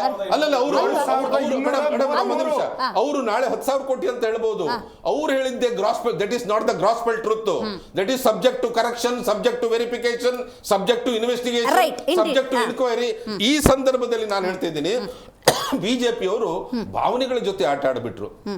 ಸ್ವಾಮಿ ವಾಲ್ಮೀಕಿ ಹಗರಣ ಎಸ್ಟಿಗಳಿಗಾಗಿರುವಂತ ಒಂದು ಫಂಡ್ ಆಗಿತ್ತು. ಪಾಪ ಎಷ್ಟೋ ಎಸ್ಟಿ ಸಮುದಾಯದವರು ತಾನು ಎಂಜಿನಿಯರಿಂಗ್ ಓದಬೇಕು, ಶಿಕ್ಷಣ ಪಡಿಬೇಕು, ಅಥವಾ ಇನ್ನೇನು ಓದಬೇಕು, ತಾನು ಒಂದು ಮನೆ ಕಟ್ಕೋಬೇಕು, ಮನೆಯಲ್ಲಿ ಮಕ್ಕಳು ಮದುವೆ ಮಾಡಬೇಕು ಅಂತ ಕಾಯ್ತಾ ಇರುವಂತ ಸಂದರ್ಭದಲ್ಲಿ ಆ 187 ಕೋಟಿ ರೂಪಾಯಿಗಳನ್ನ ಬಾರಿಗೆ ಟ್ರಾನ್ಸ್ಫರ್ ಮಾಡ್ತೀರಿ, ಜ್ಯುವೆಲರಿಗೆ ಟ್ರಾನ್ಸ್ಫರ್ ಮಾಡ್ತೀರಿ, 5 ಕೋಟಿ ಕಾರ್ ತಗೊಳ್ಳೋನಿಗೆ ಅವನಿಗೆ ಟ್ರಾನ್ಸ್ಫರ್ ಮಾಡ್ತೀರಿ. ಇದೆಲ್ಲ ಭಾವನೆಗಳ ಜೊತೆ ಅಮಾನವೀಯ ಅಲ್ವಾ? Right sir, right. ಈ ನಡುವೆ ಬಸವರಾಜ ಬೊಮ್ಮಾಯಿ ಒಂದು ಮಾತನ್ನ ಹೇಳಿದ್ದಾರೆ. ಏನು ಅಂತ ನೋಡೋದಾದ್ರೆ, ಕಾಂಗ್ರೆಸ್ನಲ್ಲಿ ಸದ್ಯದ ಪರಿಸ್ಥಿತಿ ಹೇಗಾಗಿದೆ ಅಂತ ಹೇಳಿದ್ರೆ, ಕಾಂಗ್ರೆಸ್ ಅನ್ನೋದು ಒಂದು ದೋಣಿ ಅಂತ ಅನ್ಕೊಂಡ್ರೆ ಆ ದೋಣಿಯಲ್ಲಿರೋರೆ ಒಳಗೆ ತೂತ ಮಾಡ್ತಿದ್ದಾರಂತೆ. ಅದು ಹೇಗೆ, ಏನಾಗ್ತಿದೆ ಕಾಂಗ್ರೆಸ್ನಲ್ಲಿ, ಇದ್ರ ಬಗ್ಗೆ ಕೂಡ ಚರ್ಚೆ ಮಾಡೋಣ. ಮೂಡಾ ವರ್ಸಸ್ ಕೋವಿಡ್ ಅನ್ನುವಂಥ ಈ ಸನ್ನಿವೇಶದಲ್ಲಿ ಕಾಂಗ್ರೆಸ್ ವಕ್ತಾರರು ಏನು ಹೇಳ್ತಾರೆ ಅನ್ನೋದು ಬಹಳ ಮುಖ್ಯ ಆಗುತ್ತೆ. ಯಾಕಂದರೆ ಬಸವರಾಜ ಬೊಮ್ಮಾಯಿಯವರು ಮತ್ತೊಂದು ಉಲ್ಲೇಖ ಮಾಡಿದ್ದಾರೆ, ಅಂದರೆ ಲಿಂಕ್ಸ್ ಇವೆಲ್ಲ. ಕಾಂಗ್ರೆಸ್ನಲ್ಲಿ ಸದ್ಯ ಹೆಂಗಿದೆ ಅಂದರೆ ಒಂದು ದೋಣಿ ಅಂತ ಅನ್ಕೊಂಡ್ರೆ ಅಲ್ಲೇ ಒಳಗಿದ್ದವರೇ ತೂತ ಹಾಕ್ತಿದ್ದಾರೆ ಅಂಥ ಒಂದು ಸನ್ನಿವೇಶದಲ್ಲಿದ್ದೀರಿ ಅಂತ. ಭಾವನೆಗಳ ಬಗ್ಗೆ ಮಾತಾಡಿದ್ರಿ. ಇಡೀ ವಿಶ್ವವೇ ಸಾವು ಸಂಭವಿಸುವಂತಹ ಸಂಕಷ್ಟದ ಸ್ಥಿತಿಯಲ್ಲಿದ್ದಾಗ ಹಗರಣ ಮಾಡ್ಕೊಂಡು ಕೂತ್ಕೊಳ್ಳೋಕ್ಕಾಗತ್ತಾ? ಈಗ ಅದನ್ನು ಪ್ರಸ್ತಾಪ ಮಾಡ್ತಿದ್ದೀರಿ ಅಂತಾರೆ. ಭಾಳ ಚೆನ್ನಾಗಿ ಮಾತಾಡಿದರು ನಮ್ಮ ಬಿಜೆಪಿಯ ಸಹ ವಕ್ತಾರರು. ಕೋವಿಡ್ ವಿಚಾರದಲ್ಲಿ ನಾನು ಕೆಲವೊಂದನ್ನ ಮರ್ತಿದ್ರಿ, ಅವರು ನೆನೆಸುವಂಥ ಕೆಲಸ ಮಾಡಿದ್ರು. ಅವ್ರಿಗೆ ವಿಶೇಷ ಧನ್ಯವಾದವನ್ನು ತಿಳಿಸ್ತಾ, ಹೌಡಿ ಮೋದಿ ಎನ್ನುವಂತಹ ಕಾರ್ಯಕ್ರಮ ಕೋವಿಡ್ ಇಡೀ ವಿಶ್ವದಲ್ಲಿ ಪರ್ಯಟನೆ ಆಗ್ತಾ ಇರಬೇಕಾದ್ರೆ ಈ ದೇಶಕ್ಕೆ ವಿದೇಶದ ಒಬ್ಬ ಅಧ್ಯಕ್ಷ ಆಕಾಂಕ್ಷಿಯನ್ನ ಕರ್ಕೊಂಡ್ಬಂದು ನಮ್ಮ ದೇಶದೊಳಗಡೆ ರಾಜಕೀಯ ಮಾಡೋದಕ್ಕೆ ಹೋಗಿ ಲಕ್ಷಾಂತರ ಜನರನ್ನ, ಅದು ಸರ್ದಾರ್ ವಲ್ಲಭಾಯ್ ಪಾಟೀಲ್ ಸ್ಟೇಡಿಯಂ, ಮಟೇರೋ ಸ್ಟೇಡಿಯಂ, ಅದನ್ನ ತಮ್ಮ ಹೆಸರಿಗೆ ಬದಲಾಯಿಸ್ಕೊಂಡು ಅಲ್ಲೊಂದು ಕಾರ್ಯಕ್ರಮ ಮಾಡಿರ್ತಕ್ಕಂಥದ್ದು ನಾವು ನೋಡಿದ್ವಿ. ಕೋವಿಡ್ ಯಾವ ರೀತಿ ವ್ಯಾಪ್ತಿ ಹರಡುತ್ತದೆ ಅನ್ನುವಂಥ ಒಂದು ವಿಚಾರ. ಎರಡನೇದು, ಹಿಂದೆಲ್ಲ ಈಗ ನಮಗೆಲ್ಲ ಕಾಂಗ್ರೆಸ್ ಕಾಲದಲ್ಲಿ ಪೋಲಿಯೋ ಲಸಿಕೆ ಅಂತ ಹಾಕ್ಸಿದ್ರು. ಇವತ್ತು ಒಬ್ಬನಿಗೆ ಪೋಲಿಯೋ ಇಲ್ಲ, ಪೋಲಿಯೋ ಮುಕ್ತ ಭಾರತ ಅಂತ. ನಮ್ದು ಎಡಗಡೆ ಭುಜ ತೆಗೆದು ನೋಡಿದ್ರೆ ದಡಾರ ಲಸಿಕೆ ಅಂತ ಹಾಕ್ಸಿದ್ದಾರೆ, ದಡಾರ ಮುಕ್ತ ಭಾರತ ಅಂತೇಳಿ. ಇವತ್ತು ಕೋವಿಡ್ ಅಂತ ಬಂದಾಗ ಘನವೆತ್ತ ಪ್ರಧಾನಿ ನರೇಂದ್ರ ಮೋದಿ ಅವರು ಏನ್ ಹೇಳ್ತಾರೆ ಅಂದ್ರೆ, ಅದಕ್ಕೆ ಸೈಂಟಿಫಿಕ್ ಆಗಿ ಏನಾದ್ರೂ ಒಂದು ಆಸ್ಪತ್ರೆಲೋ ಇಂಜೆಕ್ಷನ್ ಮಾತ್ರೇನು ಅಂತ ನಾವು ಯೋಚಿಸಬೇಕಾಗಿರ್ತಕ್ಕಂಥ ಕಾಲಘಟ್ಟದಲ್ಲಿ ಬರ್ತಾರೆ. ರಾತ್ರಿ 8 ಗಂಟೆಗೆ ದೀಪ ಹಚ್ಚಿ, ಶಂಕ ಊದಿ, ಚಪ್ಪಾಳೆ ಬಡಿರಿ, ಜಾಕ್ಟೆ ಹೊಡಿರಿ, ಕೋವಿಡ್ ಹೋಗುತ್ತೆ ಅಂತ. ಈ ಅಂಧ ಭಕ್ತರು ಏನ್ ಮಾಡ್ತಾರೆ, ಜಾಕ್ಟೆ ಹೊಡಿರಿ ಅಂದ್ರೆ ಏನು, ಜಾಕ್ಟೆ ಹೊಡಿಲಿಲ್ಲ, ಮನೇಲಿದ್ದ ಡ್ರಮ್ಮು ಪಾತ್ರೆ ಎಲ್ಲ ತಾಬಂದ್ ಹೊಡಿಯಕ್ಕೆ ಸ್ಟಾರ್ಟ್ ಮಾಡಿದ್ರು. ದೀಪ ಹಚ್ಚಿ ಅಂತಂದ್ರೆ ದೊಡ್ಡ ಬೆಂಕಿ ಜ್ವಾಲೆಗಳನ್ನೇ ಉರ್ಸೋದಕ್ಕೆ ಕಮ್ಯುನಿಕೇಶನ್ ಗ್ಯಾಪ್ ಅನ್ನಲ್ವಾ ಇದು. ನರೇಂದ್ರ ಮೋದಿ ಹೇಳೋದೊಂದು, ಜನ ಮಾಡೋದು ಅಲ್ಲಲ್ಲ. ಅದಕ್ಕೆ ಅಂಧ ಭಕ್ತರು ಅಂದಿದ್ದ ಅವಾಗ. ಸರಿ, ಅದೇನೇ ಇರ್ಲಿ, ಕಾಂಗ್ರೆಸ್ ಅದೇನೇ ಇರ್ಲಿ. ಅಣ್ಣ ಒಂದ್ ನಿಮಿಷ, ಅಣ್ಣ ಒಂದ್ ನಿಮಿಷ, ಅಣ್ಣ ಈಗ ಕೋವಿಡ್ ವಿಚಾರಕ್ಕೆ ಬರೋಣ. ಯಾಕೆ ನೀವು ಮೂಡ ಬಂದಾಗ್ಲೇ ಅಂತ ಇನ್ನೊಂದು ವಾರ 15-20 ದಿನದಲ್ಲೂ ನಾಗಮೋಹನ್ ದಾಸ್ ಸರ್ ವರದಿನೂ ಬರ್ತದೆ. ಇನ್ನೊಂದ್ ಸ್ವಲ್ಪ ದಿನಕ್ಕೆ ಜಸ್ಟಿಸ್ ವೀರಯ್ಯರ್ ವರದಿನೂ ಬರ್ತದೆ. ಇವ್ರು ಹೇಳಿದ್ರು 40% ಅಂತ ಹೇಳಿ. Yes we will do. ವೀರಯ್ಯರ್ ವರದಿ PSI ಸ್ಕ್ಯಾಮ್ ಇರ್ಬೋದು ಖಂಡಿತ. ಯಾಕೆಂದ್ರೆ ಸುಮ್ಮನೆ ಒಂದು ತನಿಖೆ ಅಂತಂದ್ರೆ ಅಥವಾ ಒಂದು ವರದಿ ತಗೊಳ್ಳೋದು ಅಂತಂದ್ರೆ ಹೋಗ್ಬಿಟ್ಟು ಏನೋ ಬೆಳಗಿಂದ ಸಂಜೆ ತನಕ ಒಬ್ಬ ಹುಡುಗಂದು ಒಂದು ಎಜುಕೇಶನ್ ಒಂದು ಡಿಗ್ರಿಯನ್ನ ಪಾಸ್ ಆಗೋದಕ್ಕೆ ಕಮ್ಮಿ ಅಂತಂದ್ರೆ 3 ವರ್ಷ ಬೇಕಾಗ್ತದೆ. ಇದ್ರಲ್ಲಿ ನಾನು ಹೇಳ್ದಾಗೆ ಹಳ್ಳಿಯಿಂದ ಹಿಡಿದು ಬೆಂಗಳೂರು ನಗರದ ತನಕ ನಡೆದಿರ್ತಕ್ಕಂಥ ಮಹಾನ್ ಭ್ರಷ್ಟಾಚಾರ, ಮಹಾನ್ ಹಗರಣ. ಮತ್ತೆ ಇವರು ನಾವು ಕೋವಿಡ್ ನ ಓಡಿಸ್ಬಿಟ್ವಿ ಅಂತ ಓಡೋಗಿರೋದು ಯಾರು ಗೊತ್ತಾ? ಸಿರಾಮ್ ಕಂಪ್ನಿಯ ಓನರ್ ಈ ದೇಶದಲ್ಲಿ 1000 ಕೋಟಿ ಲೂಟಿ ಹೊಡ್ಕೊಂಡು ಓಡೋಗಿದ್ದಾನೆ. ಯಾವ ಕಾರಣಕ್ಕೋಸ್ಕರ ಅಂದ್ರೆ ಅಂತಾರಾಷ್ಟ್ರೀಯ ರಿಪೋರ್ಟ್ಗಳು ಕೊಡ್ತಾ ಇದೆ. ಇವತ್ತು ಕೋವಿಡ್ ಲಸಿಕೆಯಿಂದ ಹೃದಯಾಘಾತಗಳು ಜಾಸ್ತಿ ಆಗ್ತಾ ಇದೆ ಅನ್ನುವಂತ ರಿಪೋರ್ಟ್ ಅಂತಾರಾಷ್ಟ್ರೀಯ ಸಂಸ್ಥೆಗಳು ಭಾರತದ ಮೇಲೆ ಕೊಟ್ಟಿರ್ತಕ್ಕಂಥದ್ದು. ಯಾವ ರೀತಿ ಕೊಟ್ರಿ, ಯಾವ ರೀತಿ ಏನಾಗ್ತಾ ಇದೆ ಇವತ್ತಿನ ಜನರ ಪರಿಸ್ಥಿತಿ. ಆಯ್ತು, ಕೋವಿಡ್ ಟೈಮಲ್ಲಿ ನೀವೇ ಅಧಿಕಾರದಲ್ಲಿದ್ರಿ, ನಿಮ್ಮಲ್ಲಿ ಬದ್ಧತೆ ಭಾವನೆ ಅಂತಂದ್ರು. ಭಾವನೆ ಅಂತಃಕರಣ ಇದ್ದಿದ್ದು ಕಾಂಗ್ರೆಸ್ನವರಿಗೆ. ಅದಕ್ಕೆ ಇವರು 3 ಪಟ್ಟು ಬಸ್ಸಿನ ದುಡ್ಡನ್ನ ತಗೊಬೇಕಾದ್ರೆ ಮಾನ್ಯ KPCC ಅಧ್ಯಕ್ಷರು ಹೋದ್ರಲ್ಲಿಗೆ 1 ಕೋಟಿ ರೂಪಾಯಿ ಚೆಕ್ ನಾನು ಕೊಡ್ತೀನಿ, ನನ್ನ ಜನನ ಉಚಿತವಾಗಿ ಕಳಿಸಿ ಅಂತ ಹಳ್ಳಿಗೆ ಹೋಗ್ಬಿಟ್ಟು ತರಕಾರಿಗಳನ್ನ ಖರೀದಿ ಮಾಡಿ ಆ ಜನಗಳಿಗೆ ಹಂಚುವಂತ ಕೆಲಸ ನಾವು ಮಾಡಿದ್ದು. ಸುಮಾರು 1,500 ಆಂಬುಲೆನ್ಸ್ಗಳನ್ನ ನಾವು ಬಿಟ್ಟಿದ್ದು, ವೆಂಟಿಲೇಟರ್ಗಳನ್ನ ನಾವು ಕೊಟ್ಟಿದ್ದು. ಇವರೇನ್ ಮಾಡಿದ್ರು, ಫಸ್ಟ್ ಕೋವಿಡ್ ಲಸಿಕೆಗೆ ಚಾರ್ಟ್ ಹಾಕಿದ್ರು 700 ರೂಪಾಯಿ. ಇದೇ ತೇಜಸ್ವಿ ಸೂರ್ಯ ಅವರು ಅವ್ರು ಟ್ವಿಟರ್ ಹಾಕಿದ್ರು 1100 ರೂಪಾಯಿ ಅಂತೆಲ್ಲ ಒಂದು ಲಸಿಕೆಗೆ ಬೆಡ್ ಬ್ಲಾಕಿಂಗ್ ದಂಧೆ ಮಾಡ್ತಾ ಇದ್ರು. ಆದ್ರೆ ನಮ್ಮ ಇವರ ಒಬ್ರು ಸಂಸದರು ಅಂಗಡಿ ಅಂತ ಹೇಳಿ ಇವ್ರೇನೋ ಹೇಳಿದ್ರಲ್ಲ, ನಾವೆಲ್ಲ ಹಂಡು ಮಾಡಿದ್ವಿ ಅಂತ, ಹೆಣ ತಗೊಂಡೋಗಿ ಎಸ್ತ್ರಲ್ರಿ. ಈ ಅವ್ರ ಊರು ಬೆಳಗಾವಿಗೆ ತಂದ್ಕೊಡ್ಬೋದಿತ್ತಲ್ಲ. ನಿಮ್ಮಲ್ಲಿ ಅಂತಃಕರಣ ಇದ್ದಿದ್ರೆ, ಮಾನವೀಯತೆ ಇದ್ರೆ, ಮನುಷ್ಯತ್ವ ಇದ್ರೆ ಒಬ್ಬ ಸಂಸದನ ಹೆಣವನ್ನ ಮನೆಗೂ ತಲುಪಿಸೋದಕ್ಕೆ ಕೊಡ್ಲಿಲ್ಲ. ಅದೇ ಇನ್ನೊಬ್ರು ಸಂಸದರಿದ್ರು DK ಸುರೇಶ್ ಅಂತ, ಹೆಣಗಳಿಗೆ ಹೆಗಲು ಕೊಟ್ರು. ನಮ್ಮ ಹಿಂದೂ ಸಂಪ್ರದಾಯದಂತೆ ಅಂತ್ಯ ಸಂಸ್ಕಾರಗಳನ್ನ ಮಾಡಿದ್ರು. ಯಾರ್ಯಾರು ಆಸ್ಪತ್ರೆಯಲ್ಲಿದ್ರು ಕಿಟ್ ಹಾಕೊಂಡೋಗಿ ಅವ್ರಿಗೆ ಭೇಟಿ ಮಾಡಿ ಅವ್ರಿಗೆ ಧೈರ್ಯ ತುಂಬುವಂತ ಕೆಲಸ ಮಾಡಿದ್ರು. ಆ ಕೆಲಸ ನಾವು ಅವತ್ತು ಮಾಡಿದ್ವಿ. ನೀವೇನ್ ಮಾಡ್ತಾ ಇದ್ರಿ ಅಂದ್ರೆ ಮಾಸ್ಕಲ್ ದುಡ್ಡು ಹೊಡಿಯೋಣ, ವೆಂಟಿಲೇಟರ್ ದುಡ್ಡು ಹೊಡಿಯೋಣ, ಇದು ಆಂಬುಲೆನ್ಸು. ಮೇಡಮ್, ಈ ದೇಶದ ಇತಿಹಾಸದಲ್ಲಿ ಇನ್ನೊಂದು ಕರಾಳ ಸತ್ಯ ಹೇಳ್ತೀನಿ. ಸ್ಮಶಾನದ ಉದ್ಘಾಟನೆಗೆ ಯಾರಾದ್ರೂ ಬೋರ್ಡ್ ಅವತ್ತಿನ ದಿನಮಾನಸದಲ್ಲಿ ಹಾಕಿದ್ರು ಅಂದ್ರೆ ಇದೇ ಅಶೋಕ್ ಅವರ ಫೋಟೋ ಹಾಕೊಂಡು ಸ್ಮಶಾನದ ಉದ್ಘಾಟನೆ ಅಂತ. 49 ದೇಶದ ವಿಚಾರ ಅಂದ್ರು. 49 ಲಕ್ಷ ಜನ ಈ ದೇಶದಲ್ಲಿ ಕೋವಿಡ್ ಇಂದ ಸತ್ತೋಗಿದ್ದಾರೆ ಮೇಡಮ್. ಬದುಕಿಸ್ಬೋದಿತ್ತು, ಆದ್ರೆ ಜನರಲ್ಲಿ ಭಯ ಹುಟ್ಟಿಸುವಂತದ್ದು ಅವರಿಗೆ ಆಯ್ತು. ಇವ್ರ ಎಕ್ಸಿಬಿಷನ್ ಗ್ರೌಂಡ್ ಅಲ್ಲಿ 10,000 ಬೆಡ್ಡಿನ ಹಾಸ್ಪಿಟಲ್ ತೆಗೆದಿದ್ರೆ ಖಂಡಿತವಾಗ್ಲೂ ಎಷ್ಟೋ ಜೀವಗಳು ಉಳಿದಿರೋದು. ಆದ್ರೆ ಹಣ ಎಲ್ಲಿಗೋಯ್ತು? ಅದೇ ಈ ವರದಿ. ಖಂಡಿತವಾಗ್ಲೂ ನೀವು ಮೂಡನ ಅಥವಾ ವಾಲ್ಮೀಕಿ ವಿಚಾರನ ಇದಕ್ಕೆ ತಾಳೆ ಹಾಕುವಂತ ಇದಿಲ್ಲ. ಆಮೇಲೆ ಇನ್ನೊಂದು ವಿಚಾರ ಹೇಳ್ಬಿಡ್ತೀನಿ ಮೇಡಮ್. ಸರಿ, ಇವತ್ತು ರಾಜ್ಯಪಾಲರು ನಮ್ಗೆ ಪ್ರಾಸಿಕ್ಯೂಷನ್ ಕೊಟ್ಟಿದ್ದಾರೆ, ಸಂತೋಷ. ಅವ್ರು ಕೊಟ್ಟಿದ್ದಾರೆ, ಸಂತೋಷ. ಯಾಕೆಂದ್ರೆ ಜಸ್ಟಿಸ್ ಇದೆಯಲ್ಲ, ನ್ಯಾಯಾಂಗ ವ್ಯವಸ್ಥೆ ಇದೆಯಲ್ಲ, ಅದ್ರ ಮೇಲೆ ನಂಬಿಕೆ ಇಟ್ಟಿದ್ದೀವಿ. ಆದ್ರೆ ಕುಮಾರಸ್ವಾಮಿ ಅವರ ಒಂದು ಶ್ರೀ ಸಾಯಿ ವೆಂಕಟೇಶ್ವರ ಮಿನರಲ್ಸ್ ಅಂತ ಇದೆಯಲ್ಲ, ಎಲ್ಲಿಗೆ ಒಂದು ದಿನ ಕುಮಾರಸ್ವಾಮಿ ಹೇಳ್ತಾರೆ ನಾನು ಕಡತಗಳಿಗೆ ಸಹಿ ಹಾಕಿಲ್ಲ ಅಂತ. ಕಡತಗಳಲ್ಲಿ ಸಹಿ ನೋಡಿದಾಗ ಆ ಸಹಿ ನಂದಲ್ಲ, ಯಾರೋ ಫೋರ್ಜರಿ ಮಾಡಿದ್ದಾರೆ ಅಂತ. ಇಲ್ಲ ನಿಮ್ದೆ ಅಂತ ಗೊತ್ತಾದಾಗ ನಂದಿರ್ಬೋದು, ನಾನು ಹಾಕಿರ್ಬೋದು, ಯಾವುದೋ ಗೊಂದಲದಲ್ಲಿ ಹಾಕಿದ್ದೀನಿ ಅನ್ನುವಂತ ಹೇಳಿಕೆಯನ್ನು ಕೊಟ್ಟಿದ್ದಾರೆ. ಮೇಡಮ್, 530 ಎಕರೆ ಭೂಮಿ, ಆ ಭೂಮಿ ನಮ್ಮ ನಾಡಿದ್ದು. ಇವತ್ತು ಇವರು ಕೃಷಿ ಸಚಿವ ಆಗ್ತೀನಿ ಅಂತೇಳಿ ಉಕ್ಕಿನ ಸಚಿವರು ಯಾಕಾಗಿದ್ದಾರೆ, ಅದಿರಿನ ಸಚಿವರು ಯಾಕಾಗಿದ್ದಾರೆ? ಅವರಿಗೆ ತಾಳೆ ಹಾಕೊಂಡಿರ್ತಕ್ಕಂಥ ಕೇಸ್ ಯಾವುದು? ಜೊತೆಗೆ ಇವತ್ತು ಇವರು ತುರ್ಜುಮೆ ಅಂತ ಕೇಳ್ತಾರಲ್ಲ, ಯಾಕೆ ಸಿದ್ದರಾಮಯ್ಯ ಅವ್ರದ್ದು ನಾವು ಕೊಟ್ಟ ತಕ್ಷಣ ಶೋಕಾಸ್ ನೋಟಿಸ್ ಕೊಟ್ರಲ್ಲ, ಎಲ್ಲ ತುರ್ಜುಮೆ ಆಗಿತ್ತಾ? ಅಲ್ಲ, ಈಗ ವಾಲ್ಮೀಕಿ ಹಗರಣದಲ್ಲೂ ನೀವು ಅಧಿಕಾರಿಗಳ ಪಾತ್ರ ಅಂತೀರಿ, ಮೂಡಾ ಹಗರಣದಲ್ಲೂ ಅಧಿಕಾರಿಗಳು ಮಾಡಿರೋದು ಅಂತ ಅವ್ರ ಮೇಲೆ ಹೊರಿಸುವಂತ ಕೆಲಸ ಮಾಡ್ತೀರಿ. ಅವರು ಇಂಥದ್ದೇ ಮಾಡ್ತಿದ್ದಾರೆ.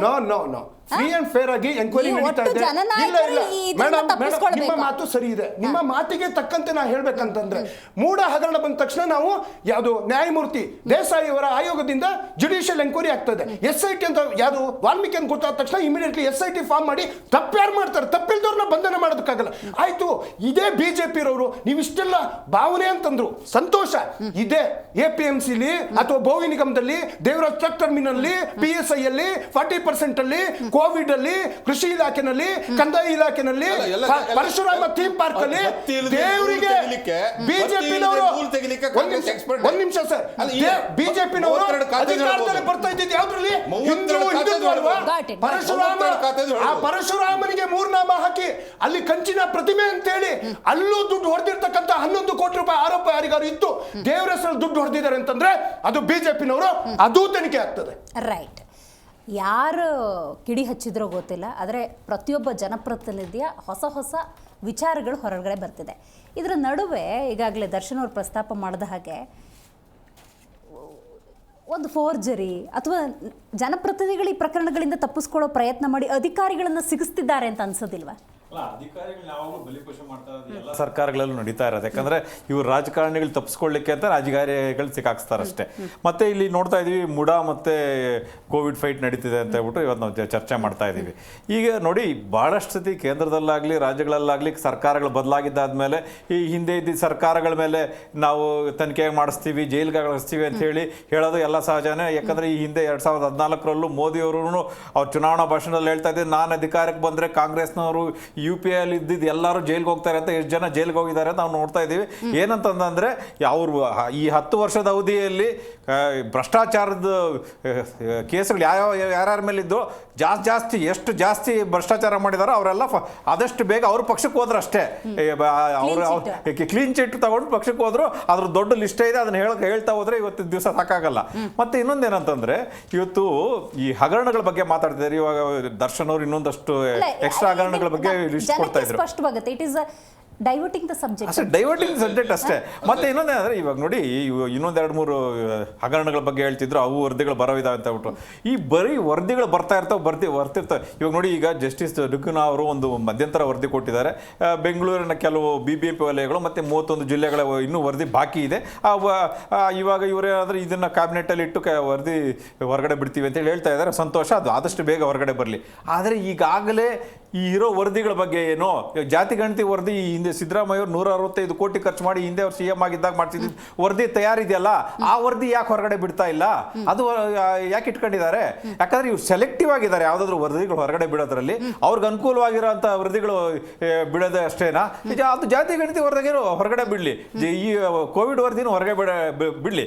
ಮತ್ತೆ ಇನ್ನೊಂದೇನಂತ, ಇವತ್ತು ಇವರು ಮಾತಾಡ್ತಿದ್ರು, ಕೋವಿಡ್ ನಾವು ಹಾಗೆ ಹ್ಯಾಂಡಲ್ ಮಾಡಿದ್ವಿ, ಹೌದು ಹ್ಯಾಂಡಲ್ ಮಾಡಿದ್ರು ಭಾರತ ದೇಶದಲ್ಲಿ. ಯಾಕಂದ್ರೆ ಕೋವಿಡ್ ಬಂದಾಗ ಇದು ಯಾವ ಥರ ಕಾಯಿಲೆ, ಯಾವ ಥರ ಹರಡುತ್ತೆ ಅನ್ನೋ ಯಾವುದೇ ಒಂದು ಅಂದಾಜು ಇರಲಿಲ್ಲ. ಇದಕ್ಕೆ ಏನು ಮೆಡಿಸಿನ್ ಅನ್ನೋದನ್ನು ಯಾರಿಗೂ ಕ್ಲಾರಿಟಿ ಇರಲಿಲ್ಲ. ಭಾಳಷ್ಟು ಮುಂದುವರೆದಂಥ ದೇಶಗಳು ಕೂಡ ಇದ್ರ ಬಗ್ಗೆ ವಿಫಲವಾಗೋಗಿದ್ದು. ಮತ್ತು ಇವರು ಇಲ್ಲೂ ತಕ್ಕ ಮಟ್ಟಿಗೆ ಸರ್ಕಾರ ಸ್ಪಂದಿಸಲೇಬೇಕು.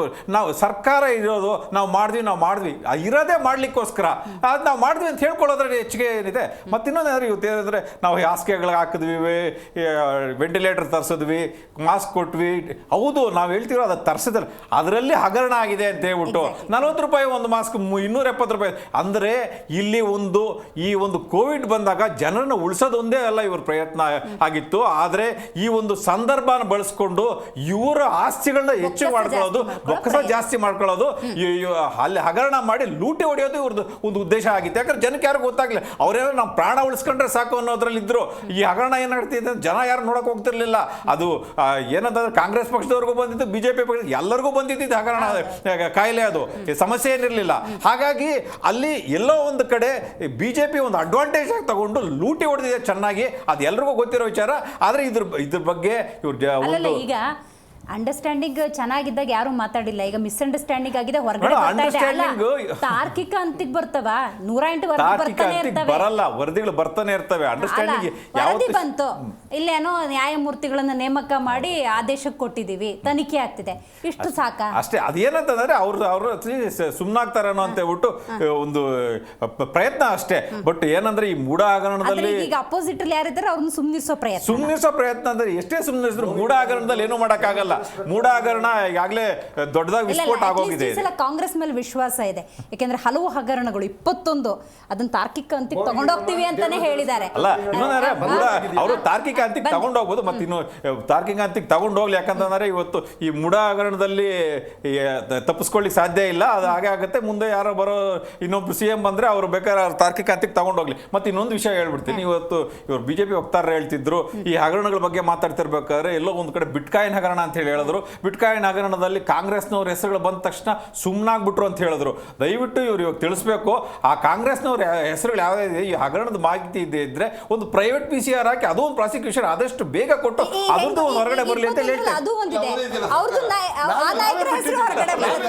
ಹೊರಗಡೆ ಬರಲಿ. ಪ್ರಶಾಂತಿ ಅವರೇ, ಕಾಂಗ್ರೆಸ್ ವಕ್ತಾರರು ಪ್ರಸ್ತಾಪ ಮಾಡಿದ್ರು HD ಕುಮಾರಸ್ವಾಮಿ ಅವ್ರ ಬಗ್ಗೆ. ಸಹಿ ಹಾಕಿಲ್ಲ ಅಂದರು, ಫೋರ್ಜರಿ ಅಂದರು, ಆಮೇಲೆ ಹಾಕಿರ್ಬೋದೇನೋ ಯಾವುದೋ ಗ್ಯಾನ್ದಲ್ಲಿ ಅಂತಂದರು. ಏನಿದು ಒಬ್ಬ ಜನಪ್ರತಿನಿಧಿ ನಡ್ಕೊಳ್ಳೋ ರೀತಿನ ಮಾತಾಡಬೇಕಾದ್ರೆ ಒಂದು ಅರಿವಿಟ್ಟು ಮಾತಾಡಬೇಕು ಅನ್ನುವಂಥ ಸ್ಪಷ್ಟ ಸಂದೇಶವನ್ನು ರವಾನೆ ಮಾಡಿದ್ದಾರೆ. ಈ ಕಾಂಗ್ರೆಸ್ ಅವ್ರು ಹೇಗೆ ಅಂದ್ರೆ ಬೀಸೋ ದೊಣ್ಣೆ ಕೈಯಲ್ಲಿ ತಪ್ಪಿಸ್ಕೊಂಡ್ರೆ 100 ವರ್ಷ ಆಯಸ್ಸು ಅನ್ನೋ ಹಾಗೆ ಈಗ ಅವ್ರ ಮೇಲೆ 2 ಕೇಸ್ಗಳು, ಅದು ಗಂಭೀರವಾದಂತಹ ಹಗರಣಗಳು ಏನ್ ನಡೀತಾ, ಅದ್ರ ಬಗ್ಗೆ ಚರ್ಚೆ ನಡೀತಾ ಇದೆ.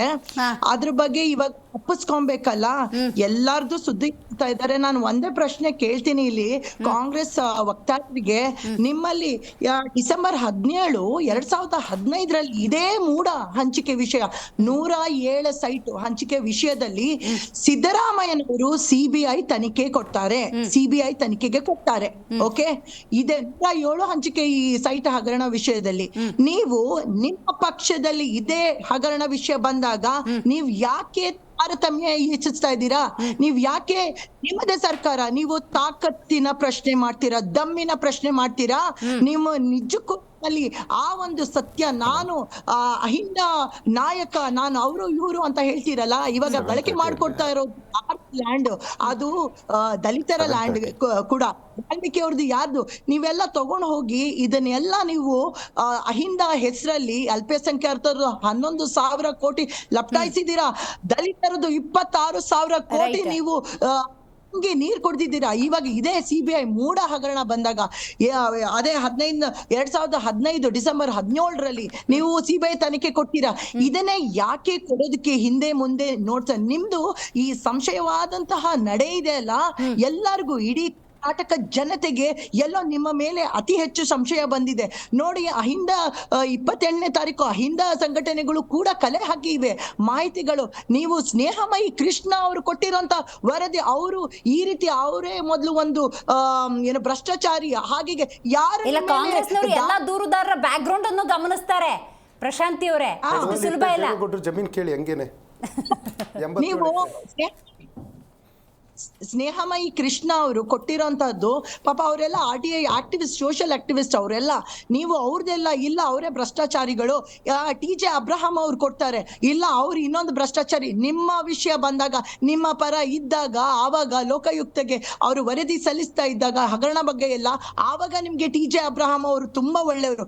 ಈಗ ನಿಮ್ಮ ವಿರುದ್ಧ ನಿಮ್ಗೆ ಈ ರೀತಿ ಕಾಂಗ್ರೆಸ್ ಅವರು ಅವರ ಒಂದು ಹಗರಣಗಳನ್ನ, ಭ್ರಷ್ಟಾಚಾರಗಳನ್ನ ಮುಚ್ಚಿಡೋದ್ರಲ್ಲಿ A1 ನಂಬರ್ 1 ಆಗಿದ್ದಾರೆ. ಪ್ರಶಾಂತಿ ಅವರೇ, ಸಮಯಲ್ಲ ಸರ್, ನೀವು ತಿಳಿಸಿ, ಮೂಡ ಮತ್ತು ವಾಲ್ಮೀಕಿ ಹಗರಣ ಪ್ರಸ್ತಾಪ ಆದಾಗಿಂದ ರಾಜ್ಯದಲ್ಲಿ ಕಾಂಗ್ರೆಸ್ನ ಬಹುತೇಕ ನಾಯಕರು 1-2 ಶಬ್ದಗಳನ್ನು ಪ್ರಯೋಗ ಮಾಡ್ತಿದ್ದಾರೆ.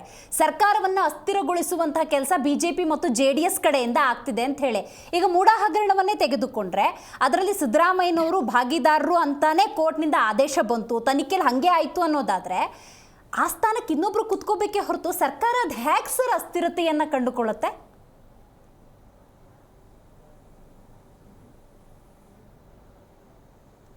ಸಮಯಲ್ಲ ಸರ್, ನಾನು ಧ್ವನಿ ಕೇಳಿಸ್ತಾ ಇದೆಯಾ?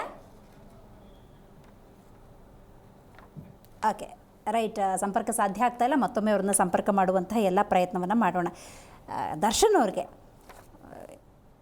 ಕರ್ನಾಟಕ ಹೌಸಿಂಗ್ ಬೋರ್ಡ್ ಈ ವಿಚಾರವಾಗಿ ನೀವು ರಾಜ್ಯಪಾಲರನ್ನು ಭೇಟಿಯಾಗ್ತೀರಿ. ಆ ಸಂದರ್ಭದಲ್ಲಿ CA ನಿವೇಶನವನ್ನು ಛಲವಾದಿ ನಾರಾಯಣ ಸ್ವಾಮಿ ಅವರು ಹೆಂಗೆ ಪಡ್ಕೊಂಡಿದ್ದಾರೆ ಅಂತ ಎಕ್ಸ್ಪ್ಲೇನ್ ಮಾಡ್ತೀರಿ. ಆಗ ರಾಜ್ಯಪಾಲರೊಂದು ರಿಪ್ಲೈ ಕೊಡ್ತಾರೆ. ಮೂಡ ಸದಸ್ಯರಾಗಿದ್ದಂತಹ ಯತೀಂದ್ರ ಅವರ ಸದಸ್ಯರಾಗಿದ್ದುಕೊಂಡು ಮೂಡ ನಿವೇಶನದಲ್ಲಿ ಭಾಗಿದಾರರಲ್ಲ, ಅವ್ರ ಕುಟುಂಬ ಭಾಗಿದಾರರಲ್ಲ ಅಂತ ಮರುಪ್ರಶ್ನೆಯನ್ನು ಹಾಕ್ತಾರೆ. ಸೊ ಹಾಗಾಗಿ ಛಲವಾದಿ ನಾರಾಯಣ ಸ್ವಾಮಿ ಆದರೆ ಅಲ್ಲಿ ಅಕ್ರಮ ಮಾಡಿದ್ದಾರೆ, ಮೂಡ ಸದಸ್ಯರಾಗಿದ್ದಂಥ ಯತೀಂದ್ರ ಅವರು ಭಾಗಿಯಾಗಿದ್ರು ಕೂಡ ಅಕ್ರಮ ಆಗಿಲ್ಲ ಅಂತ, ಅದು ಹೆಂಗೆ ಜಸ್ಟಿಫೈ ಮಾಡ್ಕೋತೀರಾ ಅಂತ? ಒಳ್ಳೆ ಪ್ರಶ್ನೆ. ಈಗ ಅದೇ ಯತೀಂದ್ರರವರು ಇದ್ರು ಅನ್ನುವಂಥ ವಿಚಾರ ಕೋರ್ಟಲ್ಲೂ ಡಿಸ್ಕಷನ್ ಆಗ್ತಾ ಇತ್ತು. ಅದೇ ಯತೀಂದ್ರರವರ ಪಕ್ಕದಲ್ಲಿ ರಾಮದಾಸ್ ಅನ್ನೋರು ಇದ್ರು, ಅವ್ರ ಪಕ್ಕ ನಾಗೇಂದ್ರನವರು ಇದ್ರು, ಅವ್ರ ಪಕ್ಕ GT ದೇವೇಗೌಡರು ಅನ್ನೋರು ಇದ್ರು, ಅವತ್ತಿನ UD ಮಿನಿಸ್ಟರ್ ಬೈರತಿ ಬಸವರಾಜು, ಮುಖ್ಯಮಂತ್ರಿ ಬಸವರಾಜ ಬೊಮ್ಮಾಯಿ ಅವರು. ಇದು ವಾಸ್ತವ ಸತ್ಯ. ಇನ್ನ ಛಲವಾದಿ ನಾರಾಯಣ ಸ್ವಾಮಿ ಅವ್ರು ಕೇಳಿದ್ರಲ್ಲ, ತುಂಬಾ ಚೆನ್ನಾಗಿರೋ ಪ್ರಶ್ನೆ ಕೇಳಿದ್ರಿ. ಅವರು CS ಸೈಟ್ನ ತಗೊಳ್ಳೋದ್ರಲ್ಲಿ ಅಪರಾಧ ಇಲ್ಲ, ಅವ್ರು ಶಾಲಾ ಕಾಲೇಜ್ ಕಟ್ಟಡಗಳನ್ನ ಕಟ್ಟೋದ್ರಲ್ಲಿ ಅಪರಾಧ ಅಲ್ಲ. ಈ ದಮ್ ಬಿರಿಯಾನಿ ಸೆಂಟರ್ ಮಾಡ್ಕೊಂಡಾರಲ್ಲ, ದಮ್ ಬಿರಿಯಾನಿ ಬಿಜೆಪಿಯವರಿಗೆ ಯಾಕೋ ದಮ್ ಬಿರಿಯಾನಿ ಮೇಲೆ ಬಹಳ ಪ್ರೀತಿ ಇತ್ತು ಅಂತ ಕಾಣುತ್ತೆ. ನೀವು ಅದು ಖಾಸಗಿ ಜಮೀನ್ ಮಾಡೋಗಿಲ್ಲ ಸ್ವಾಮಿ, ಬಿರಿಯಾನಿ ಸ್ಟಾಲು ಅಥವಾ ಕಬಾಬ್ ಸ್ಟಾಲ್ ಮಾಡ್ಕೊಳ್ಳಕ್ಕೆ ನಿಮಗೆ CS ಸೈಟ್ ಕೊಟ್ಟಿರೋದಲ್ಲ, ಅದು ಸಾಮಾಜಿಕವಾಗಿ ಸಾರ್ವಜನಿಕವಾಗಿ ಉಪಯೋಗಕ್ಕೆ ಬರಬೇಕು ಅಂತ ಕೊಟ್ಟಿರ್ತಕ್ಕಂಥ. ಅದು ನಮ್ಮ ಪ್ರಶ್ನೆ. ಅದೇ ಮಾತನ್ನ ಇವತ್ತು ಬಿಜೆಪಿಯ ಕಾರ್ಯಕರ್ತರು ಕೇಳ್ತಾ ಇದ್ದಾರೆ.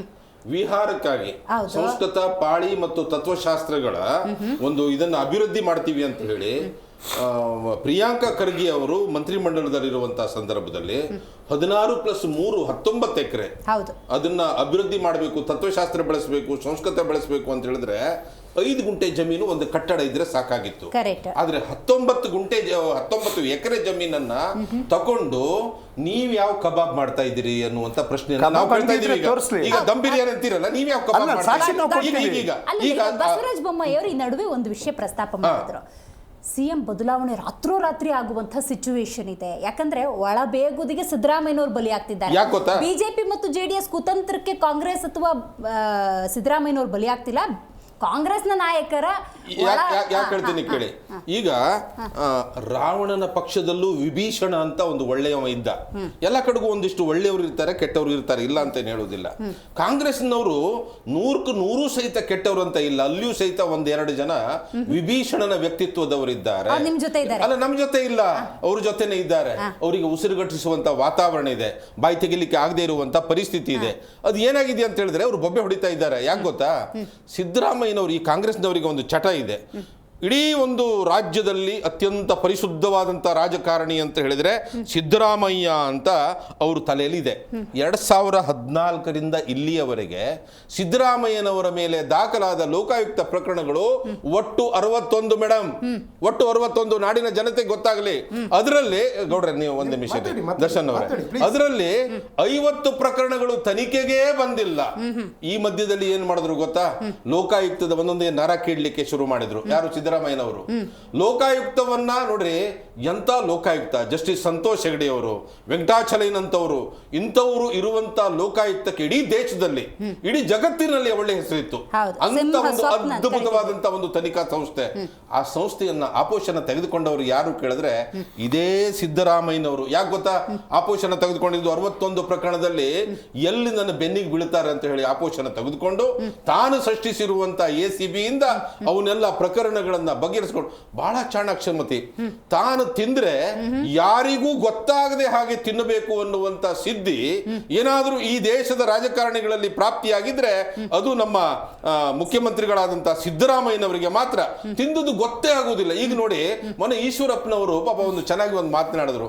ಸಿದ್ದರಾಮಯ್ಯನವರ ಪತ್ನಿಗೆ ಪಾಪ ಏನೂ ಆಗದಿದ್ರೆ ಸಾಕು ಅಂತ ಹೇಳಿ, ಕೊನೆಯಲ್ಲಿ ಏನ್ ಮಾಡಿದ್ದಾರೆ ಅಂತ ಹೇಳಿದ್ರೆ ಈಗ ಪತ್ನಿ ಹೆಸರಿನಲ್ಲಿ ಮೂಡ, ಅಲ್ಲೂ ಸಹಿತ ತಪ್ಪಿಸಿಕೊಂಡಿದ್ದಾರೆ. ಅಲ್ಲೂ ಸಹಿತ ಈಗ ಅಧಿಕಾರಿಗಳು ಮಾಡಿರೋ ತಪ್ಪು ಅಲ್ಲಲ್ಲ, ಅಲ್ಲಿ ಯಾವ ಬೇರೆ ವ್ಯತ್ಯಾಸ ಆಗಿಲ್ಲ. ಮೂಡ ಹಗರಣದಲ್ಲಿ ಹಳದಿ ಕುಂಕುಮ ಗಿಫ್ಟ್, ಅರಿಶಿನ ಕುಂಕುಮ ಗಿಫ್ಟ್ ಇದನ್ನ ಯಾರಿಗೆ ಕೊಟ್ರು ಅಂತ ಹೇಳಿದ್ರೆ ಇವರಿಗೆ ಕೊಟ್ಟಿದ್ರು, ಅಕ್ಕನಿಗೆ ಕೊಡಿಸ್ಕೊಂಡ್ರು, ಅವರು ತಮ್ಮ ಮಿಸಸ್ಸಿಗೆ ಕೊಡಿಸ್ಕೊಂಡ್ರು. ಇಲ್ಲಿಯೂ ಸಹಿತ ಅರಿಶಿನ ಕುಂಕುಮಕ್ಕೆ 4.5 ಎಕರೆ ಜಾಗ, 5 ಎಕರೆ ಜಾಗ ಕೊಡುವಂತ ಪದ್ಧತಿ ಈ ನಾಡಿನಲ್ಲಿ ಏನಿದೆ. ಅರಿಶಿನ ಕುಂಕುಮಕ್ಕೆ ಆಯ್ತಿರ್ಲಿ ಬಿಡಿ, ಅದು ಕೊಡ್ಲಿ, ಅಣ್ಣ ತಮ್ಮ ಇವರಿಗೆ ಕೊಟ್ಟ, ಅಲ್ಲೂ ಸಹಿತ ಅದು ಸಿಕ್ಕಿದ್ರು. ಈಗ NR ರಮೇಶ್ನವರು ಲೋಕಾಯುಕ್ತ ಪ್ರಕರಣವನ್ನು ಒಂದ್ಸಲ ದಾಖಲೆ ಮಾಡಿದ್ರು. ಏನಂತ ಹೇಳಿದ್ರೆ 1100 ಎಕರೆ ಜಮೀನನ್ನ 9600 ಕೋಟಿ ಮೌಲ್ಯಕ್ಕೆ ಅದನ್ನ ಖರೀದಿಸಿರುವಂತದ್ದು. ಯಾರ ಜೊತೆಯಲ್ಲಿ ಖರೀದಿಸಿರುವಂತದ್ದು? ಒನ್ಸ್ ಅಗೇನ್ ಸೋನಿಯಾ ಗಾಂಧಿರವರ ಅಳಿಯ ರಾಬರ್ಟ್ ವಾದ್ರಾ ಅವರ ಹೆಸರಿನಲ್ಲಿ ಖರೀದಿ ಮಾಡಿರುವಂತಹ ಪ್ರಕರಣದಲ್ಲೂ ಸಹಿತ NR ರಮೇಶ್ನವರು ಒಟ್ಟು 3728 ಪುಟಗಳ ದಾಖಲೆಗಳನ್ನ ಇಟ್ಟು, ಸುಮಾರು 68 ಗಂಟೆಗಳ ಸಮಯದ ವಿಡಿಯೋವನ್ನ ಇಟ್ಟು, ಸುಮಾರು 900 ಫೋಟೋಗಳನ್ನ ಇಟ್ಟು ಈ ಪ್ರಕರಣವನ್ನ ದಾಖಲೆ ಮಾಡ್ಕೊಂಡಿದ್ರು. ಇವೆಲ್ಲವನ್ನ ಆಪೋಷಣ ತೆಗೆದುಕೊಳ್ಳಿಕ್ಕೆ, ಇವೆಲ್ಲವನ್ನ ಮುಗಿಸ್ಲಿಕ್ಕೆ ಲೋಕಾಯುಕ್ತವನ್ನೇ ಮುಗಿಸ್ಬಿಟ್ರಿ. ಈಗ ಬಹಳ ಬಹಳ ವ್ಯಂಗ್ಯವಾಗಿ ಕಾಂಗ್ರೆಸ್ಸಿನ ವಕ್ತಾರರು, ಒಳ್ಳೆ ಭಾಷಾ ಪ್ರಬುದ್ಧತೆ ಇದೆ, ಅದರ ಬಗ್ಗೆ ಗುಡಕ್ಕೆ ಮತ್ಸರ ಇಲ್ಲ, ಆದ್ರೆ ತುಂಬಾ ವ್ಯಂಗ್ಯವಾಗಿ ಕೋವಿಡ್ ಇಂಜೆಕ್ಷನ್ ತಕೊಂಡವರೆಲ್ಲ ಹಾರ್ಟ್ ಫೇಲ್ ಆಗಿ ಸತ್ತು ಹೋದ್ರು ಅಂತ. ಒಂದ್ ನಿಮಿಷ ತಮ್ಮ ಮುಖ್ಯಮಂತ್ರಿಗಳಿಗೆ ದೇವರು 1000 ವರ್ಷ ಆಯುಷ್ಯ ಕೊಡ್ಲಿ. ಸಿದ್ದರಾಮಯ್ಯನವರಿಗೆ ಏನಾರು ಆಗಿದ್ಯಾ? ಅವ್ರು ಹಾಕೊಂಡಿದ್ದು ಫೋಟೋನೇ ಪತ್ರಿಕೆಯಲ್ಲಿ ಬಂದಿತ್ತು, DK ಶಿವಕುಮಾರ್ದು ಪತ್ರಿಕೆಯಲ್ಲಿ ಬಂದಿತ್ತು. ಅವರೆಲ್ಲ 100 ವರ್ಷ ಬದುಕಲಿ, ಬೇಡ ಅಂತ ಹೇಳಿದ್ರು. ನೀವು ಹೇಳಿದ್ರಿ ಎಂತದ್ದು ಲಸಿಕೆ, ಪೋಲಿಯೋ ಲಸಿಕೆ, ಹಾರ್ಟ್ ಅಟ್ಯಾಕ್ ಇರಲಿಲ್ಲ, ನಮ್ಮ ತಾಯಿ ಹಾರ್ಟ್ ಅಟ್ಯಾಕ್ ಅಲ್ಲಿ ತೀರ್ಕೊಂಡಿದ್ದಾರೆ. ಹಾರ್ಟ್ ಅಟ್ಯಾಕ್ ಈ ಜಗತ್ತು ಇದೆ. ಜನರಲಿ ನಾ ಹೇಳೋದು, ನನ್ನ ಮನೆದೇ ನಾ ಹೇಳ್ತೀನಿ ಉದಾಹರಣೆ, ಪ್ರಪಂಚದ ಬೇಡ ನನಗೆ. 2 ನಿಮಿಷ ಮುಗಿಸ್ತೀನಿ. ಹಾರ್ಟ್ ಅಟ್ಯಾಕ್ ಕೋವಿಡ್ ಲಸಿಕೆ ಹುಟ್ಟೋದಕ್ಕಿಂತ ಮೊದಲಿಂದ ಈ ದೇಶದಲ್ಲಿ ಇದೆ, ಈ ದೇಶದಲ್ಲಿ ಇದೆ, ಪ್ರಮಾಣನೂ ಇದೆ. ಪ್ರಮಾಣ ಹೊರಬರ್ತಾ ಇರಲಿಲ್ಲ ಅಷ್ಟೇ, ಇವತ್ತಿನ ವೈಜ್ಞಾನಿಕತೆಯಲ್ಲಿ ಹೊರಬರ್ತಾ ಇದೆ. ಮೇಡಮ್ ಹೇಳ್ತೀನಿ, ಈ Done, sir. ಪೋಲಿಯೋ ಲಸಿಕೆ ಈ ದೇಶಕ್ಕೆ ಬಂದ 50-60 ವರ್ಷದ ನಂತರ ಪೋಲಿಯೋ ಲಸಿಕೆ ಈ ದೇಶಕ್ಕೆ ಬಂದಿದೆ. ಹೌದು. ಆದ್ರೆ ಕೊರೋನಾ ಇರುವಂತ ಸಂದರ್ಭದಲ್ಲಿ ಇಲ್ಲೇ ತಯಾರು ಮಾಡಿರುವಂತ ಲಸಿಕೆಯನ್ನು ಕೊಟ್ಟು ಲಕ್ಷಾಂತರ ಜನರ ಪ್ರಾಣ ಉಳಿಸಿರುವಂತ ಕೀರ್ತಿ ಭಾಜಪ ಸರ್ಕಾರ 49 ಲಕ್ಷ ಜನರನ್ನ ಸ್ಮಶಾನ ಕಳಿಸಿರೋ ಕೀರ್ತಿನೂ ನಿಮ್ಗೆ ಇದೆ. ಆಮೇಲೆ ನೀವೇನ್ ಹೇಳಿದ್ರಿ, ಆ ಲಸಿಕೆಯನ್ನ ಕಂಡುಹಿಡಿಯುವಂತ ಸಂದರ್ಭದಲ್ಲಿ ಅದು ತಗೊಳ್ಬೇಡಿ, ಅದು ತಗೊಂಡ್ರೆ ಮಕ್ಕಳಾಗುವುದಿಲ್ಲ, ಅದು ಮೋದಿ ತಗೊಂಡ್ರೆ ತಗೊಂಡಿದ್ದಾರೆ. ಬಲಿಯಾಗುವುದಿಲ್ಲ. ಮೋದಿ ತಗೊಂಡಿದ್ದಾರೆ. ಮೋದಿ ಮೊದಲು ತಗೊಳ್ಳಿ, ತಗೊಳ್ಳಿ. ಆಮೇಲೆ ನಂತರ ತಗೊಳ್ತೀವಿ. ಇದೇ ಸ್ವಾಮಿ ನೀವು ಒಂದ್ ಲೈನಲ್ಲಿ ಪ್ರತಿ ಲಸಿಕೆ ಮಾಡಿದ್ದೆ ಈಗ ಸರ್ಕಾರದ ಅಸ್ಥಿರತೆ ಅಂದಾಗ ಕಾಂಗ್ರೆಸ್ನವರು ಪ್ರಸ್ತಾಪ ಮಾಡ್ತಿರೋದೇ ಅದು. ಹಂಗಾಗಿ ಅಸ್ಥಿರ ಅದು ಹೆಂಗಾಗತ್ತೆ? ಈ ಮೂಡ ಹಗರಣದಲ್ಲಿ ಏನಾದ್ರೂ ತಪ್ಪಿತಸ್ಥರ ಅಂದ್ರೆ ಸಿದ್ದರಾಮಯ್ಯ ರಾಜೀನಾಮೆ ಕೊಡ್ಬೇಕು, ಇನ್ನೊಬ್ರು ಬಂದು ಕುತ್ಕೋಬೇಕು. ಇದು ಸರ್ಕಾರದ ಮೇಲೆ ಆಗಿರೋ ಆಪಾದನೆ ಅಲ್ಲ, ವೈಯಕ್ತಿಕವಾಗಿ ಸಿದ್ದರಾಮಯ್ಯನವ್ರ ಮೇಲೆ ಆಗಿರೋದು. ಅವ್ರ ಮೇಲೆ ತನಿಖೆ ಆದ್ರೂ, ಅವ್ರ ಪ್ರಾಸಿಕ್ಯೂಷನ್ ಆದ್ರೂ ಅವ್ರು ಸ್ಥಾನ ಬಿಟ್ಕೊಟ್ರು. ಈ 136 ಜನ ಒಗ್ಗಟ್ಟಾಗಿದ್ದಾರೆ ಅಂದ್ರೆ ಇನ್ನೊಬ್ರು ಬಂದು CM ಆಗ್ಬೋದು. ಅಲ್ಲೇನೋ ಅಸ್ಥಿರ ಏನು ಆಗೋದಿಲ್ಲ. ಅಲ್ಲಿ ಎಲ್ಲೋ ಗೊಂದಲ ಇರೋದಕ್ಕೆ ಇವ್ರು ಅಸ್ಥಿರ ಅಂತ ಹೇಳ್ತಿರ್ಬೋದು. ಯಾಕಂದ್ರೆ ಈಗಾಗಲೇ ಹೊಸಬರೆಲ್ಲ ಇವಾಗ ಟವಲ್ ಹಾಕಕ್ ಸ್ಟಾರ್ಟ್ ಮಾಡಿದ್ದಾರೆ ಅವ್ರ ಪಕ್ಷಗಳ. ದೇಶಪಾಂಡೆ ಅವರು ಹಿಂದೆ ಯಾವತ್ತೂ ಮಾತಾಡ್ತಾ ಇರಲಿಲ್ಲ, ಇವಾಗ ಮಾತಾಡ್ತಾ ಇದ್ದಾರೆ. ಮತ್ತೆ ಇನ್ನೊಂದೇನಂತಂದ್ರೆ ಈ ಹಗರಣ ಬರಕ್ಕಿಂತ ಮುಂಚೆ ಈಗ ನೀವು ಹೇಳ್ತಿದ್ದ ಅಧಿಕಾರಿಗಳು ತಲೆ ಕಟ್ಟಾಕ ಅಂತ ಹೇಳ್ಬಿಟ್ಟು ನೋಡಿ, ಈಗ ಅಲ್ಲಿ ಹಿಂದೆ ಕಮಿಷನರ್ ಆಗಿದ್ದವ್ರನ್ನ ಟ್ರಾನ್ಸ್ಫರ್ ಮಾಡಿದ್ರು. ಅವ್ರನ್ನ ಇವಾಗ ನೆನ್ನೆ 2 ದಿವಸದಿಂದನೇ ಅವ್ರನ್ನ ಸಸ್ಪೆಂಡ್ ಮಾಡಿದ್ದಾರೆ. ಕಾರಣ ಏನಂದ್ರೆ 50-50 ಅನುಪಾತ ಸರಿಯಾಗಿ ಮಾಡಿರಲಿಲ್ಲ ಅಂತ. ಎಲ್ಲೋ ಒಂದು ಕಡೆ ಏನಂತಂದ್ರೆ ಇದು ಇವ್ರ ತಲೆಗೆ ಬಂದಾಗ ಇದು ನಾನೊಬ್ಬ ಆಸ್ಪಿರೆಂಟ್ ಅಷ್ಟೇ, ನಾನು ಕೇಳಿದ್ದೀನಿ ಅಷ್ಟೇ. ಅವ್ರ 50 ನಾನು ಕೊಡಿ ಅಂತ ಕೇಳಿಲ್ಲ. ಅವ್ರಿಗೆ ಮಾಡಿರೋ ತಪ್ಪು ಅಧಿಕಾರಿ ತಲೆ ಕಟ್ಟಕ್ಕೆ ಆಗ್ತದೆ. ಯಾಕಂದ್ರೆ ಇವ್ರಲ್ಲಿ ಒಂದು ಕುಲಸಚಿವರಾಗಿ ಆಗಿದ್ದ ಒಂದು 5 ದಿವಸಕ್ಕೆ ಅವ್ರನ್ನ ಸಸ್ಪೆಂಡ್ ಮಾಡಿದ್ದಾರೆ. ಈ ಹಿಂದೆ ಗೊತ್ತಿರಲಿಲ್ವಾ? ಅಂದ್ರೆ ಇದೆಲ್ಲೋ ಒಂದು ಅಧಿಕಾರಿಗಳು ತಲೆ ಕಟ್ಟಿ ತಪ್ಪಿಸ್ಕೊಳ್ಳಿಕ್ಕೆ ಪ್ರಯತ್ನ ಮಾಡ್ತಿದ್ದಾರೆ ಅನ್ನೋ ಇದು ಎದ್ದು ಕಾಣ್ತಾ ಇದೆ. ಇಲ್ಲ, ದರ್ಶನ್ ಅವರು, ನಾಗರಾಜ್ ಅವರು, ಕೇಶವ್ ಅವರು, ಸಮೀವುಲ್ಲಾ ಅವರು ಹಾಗೆ ಪ್ರಶಾಂತಿ ಅವರು ಕಾರ್ಯಕ್ರಮದಲ್ಲಿ ಭಾಗಿಯಾಗಿದ್ದಕ್ಕಾಗಿ ಧನ್ಯವಾದಗಳು. ಒಟ್ಟಾರೆ ಅಟ್ಲೀಸ್ಟ್ ಈಗಾದರೂ ಜನಪ್ರತಿನಿಧಿಗಳ ನಿಜ ಬಣ್ಣ ಅನ್ನೋದು ಬಯಲಾಗ್ತಿದೆಯಲ್ಲ. JDS ತಗೊಳ್ಳಿ, BJP ತಗೊಳ್ಳಿ ಅಥವಾ ಕಾಂಗ್ರೆಸ್ ತಗೊಳ್ಳಿ, ಒಂದೊಂದೇ ಹಗರಣಗಳು ಹೊರಗಡೆ ಬರ್ತಿದ್ದಾವೆ. ತನಿಖೆನೂ ಆಗುತ್ತೆ, ವರದಿನೂ ಹೊರಗಡೆ ಬರುತ್ತೆ. ಆದರೆ ತಾರ್ಕಿಕ ಅಂತ್ಯವನ್ನು ಕಾಣಲಿ ಅನ್ನೋದು ಜನಸಾಮಾನ್ಯರ ಹಿತದೃಷ್ಟಿಯಿಂದ ನಾವಿಡ್ತಿರುವಂತಹ ಬೇಡಿಕೆ ಅಂತ ಹೇಳ್ತಾ ಇವತ್ತಿನ ಕಾರ್ಯಕ್ರಮವನ್ನು ಮುಗಿಸೋಣ. ನೋಡ್ತಾ ಇರಿ ಜೀ ಕನ್ನಡ ನ್ಯೂಸ್, ಸತ್ಯವೇ ಸುದ್ದಿಯ ಜೀವಾಳ.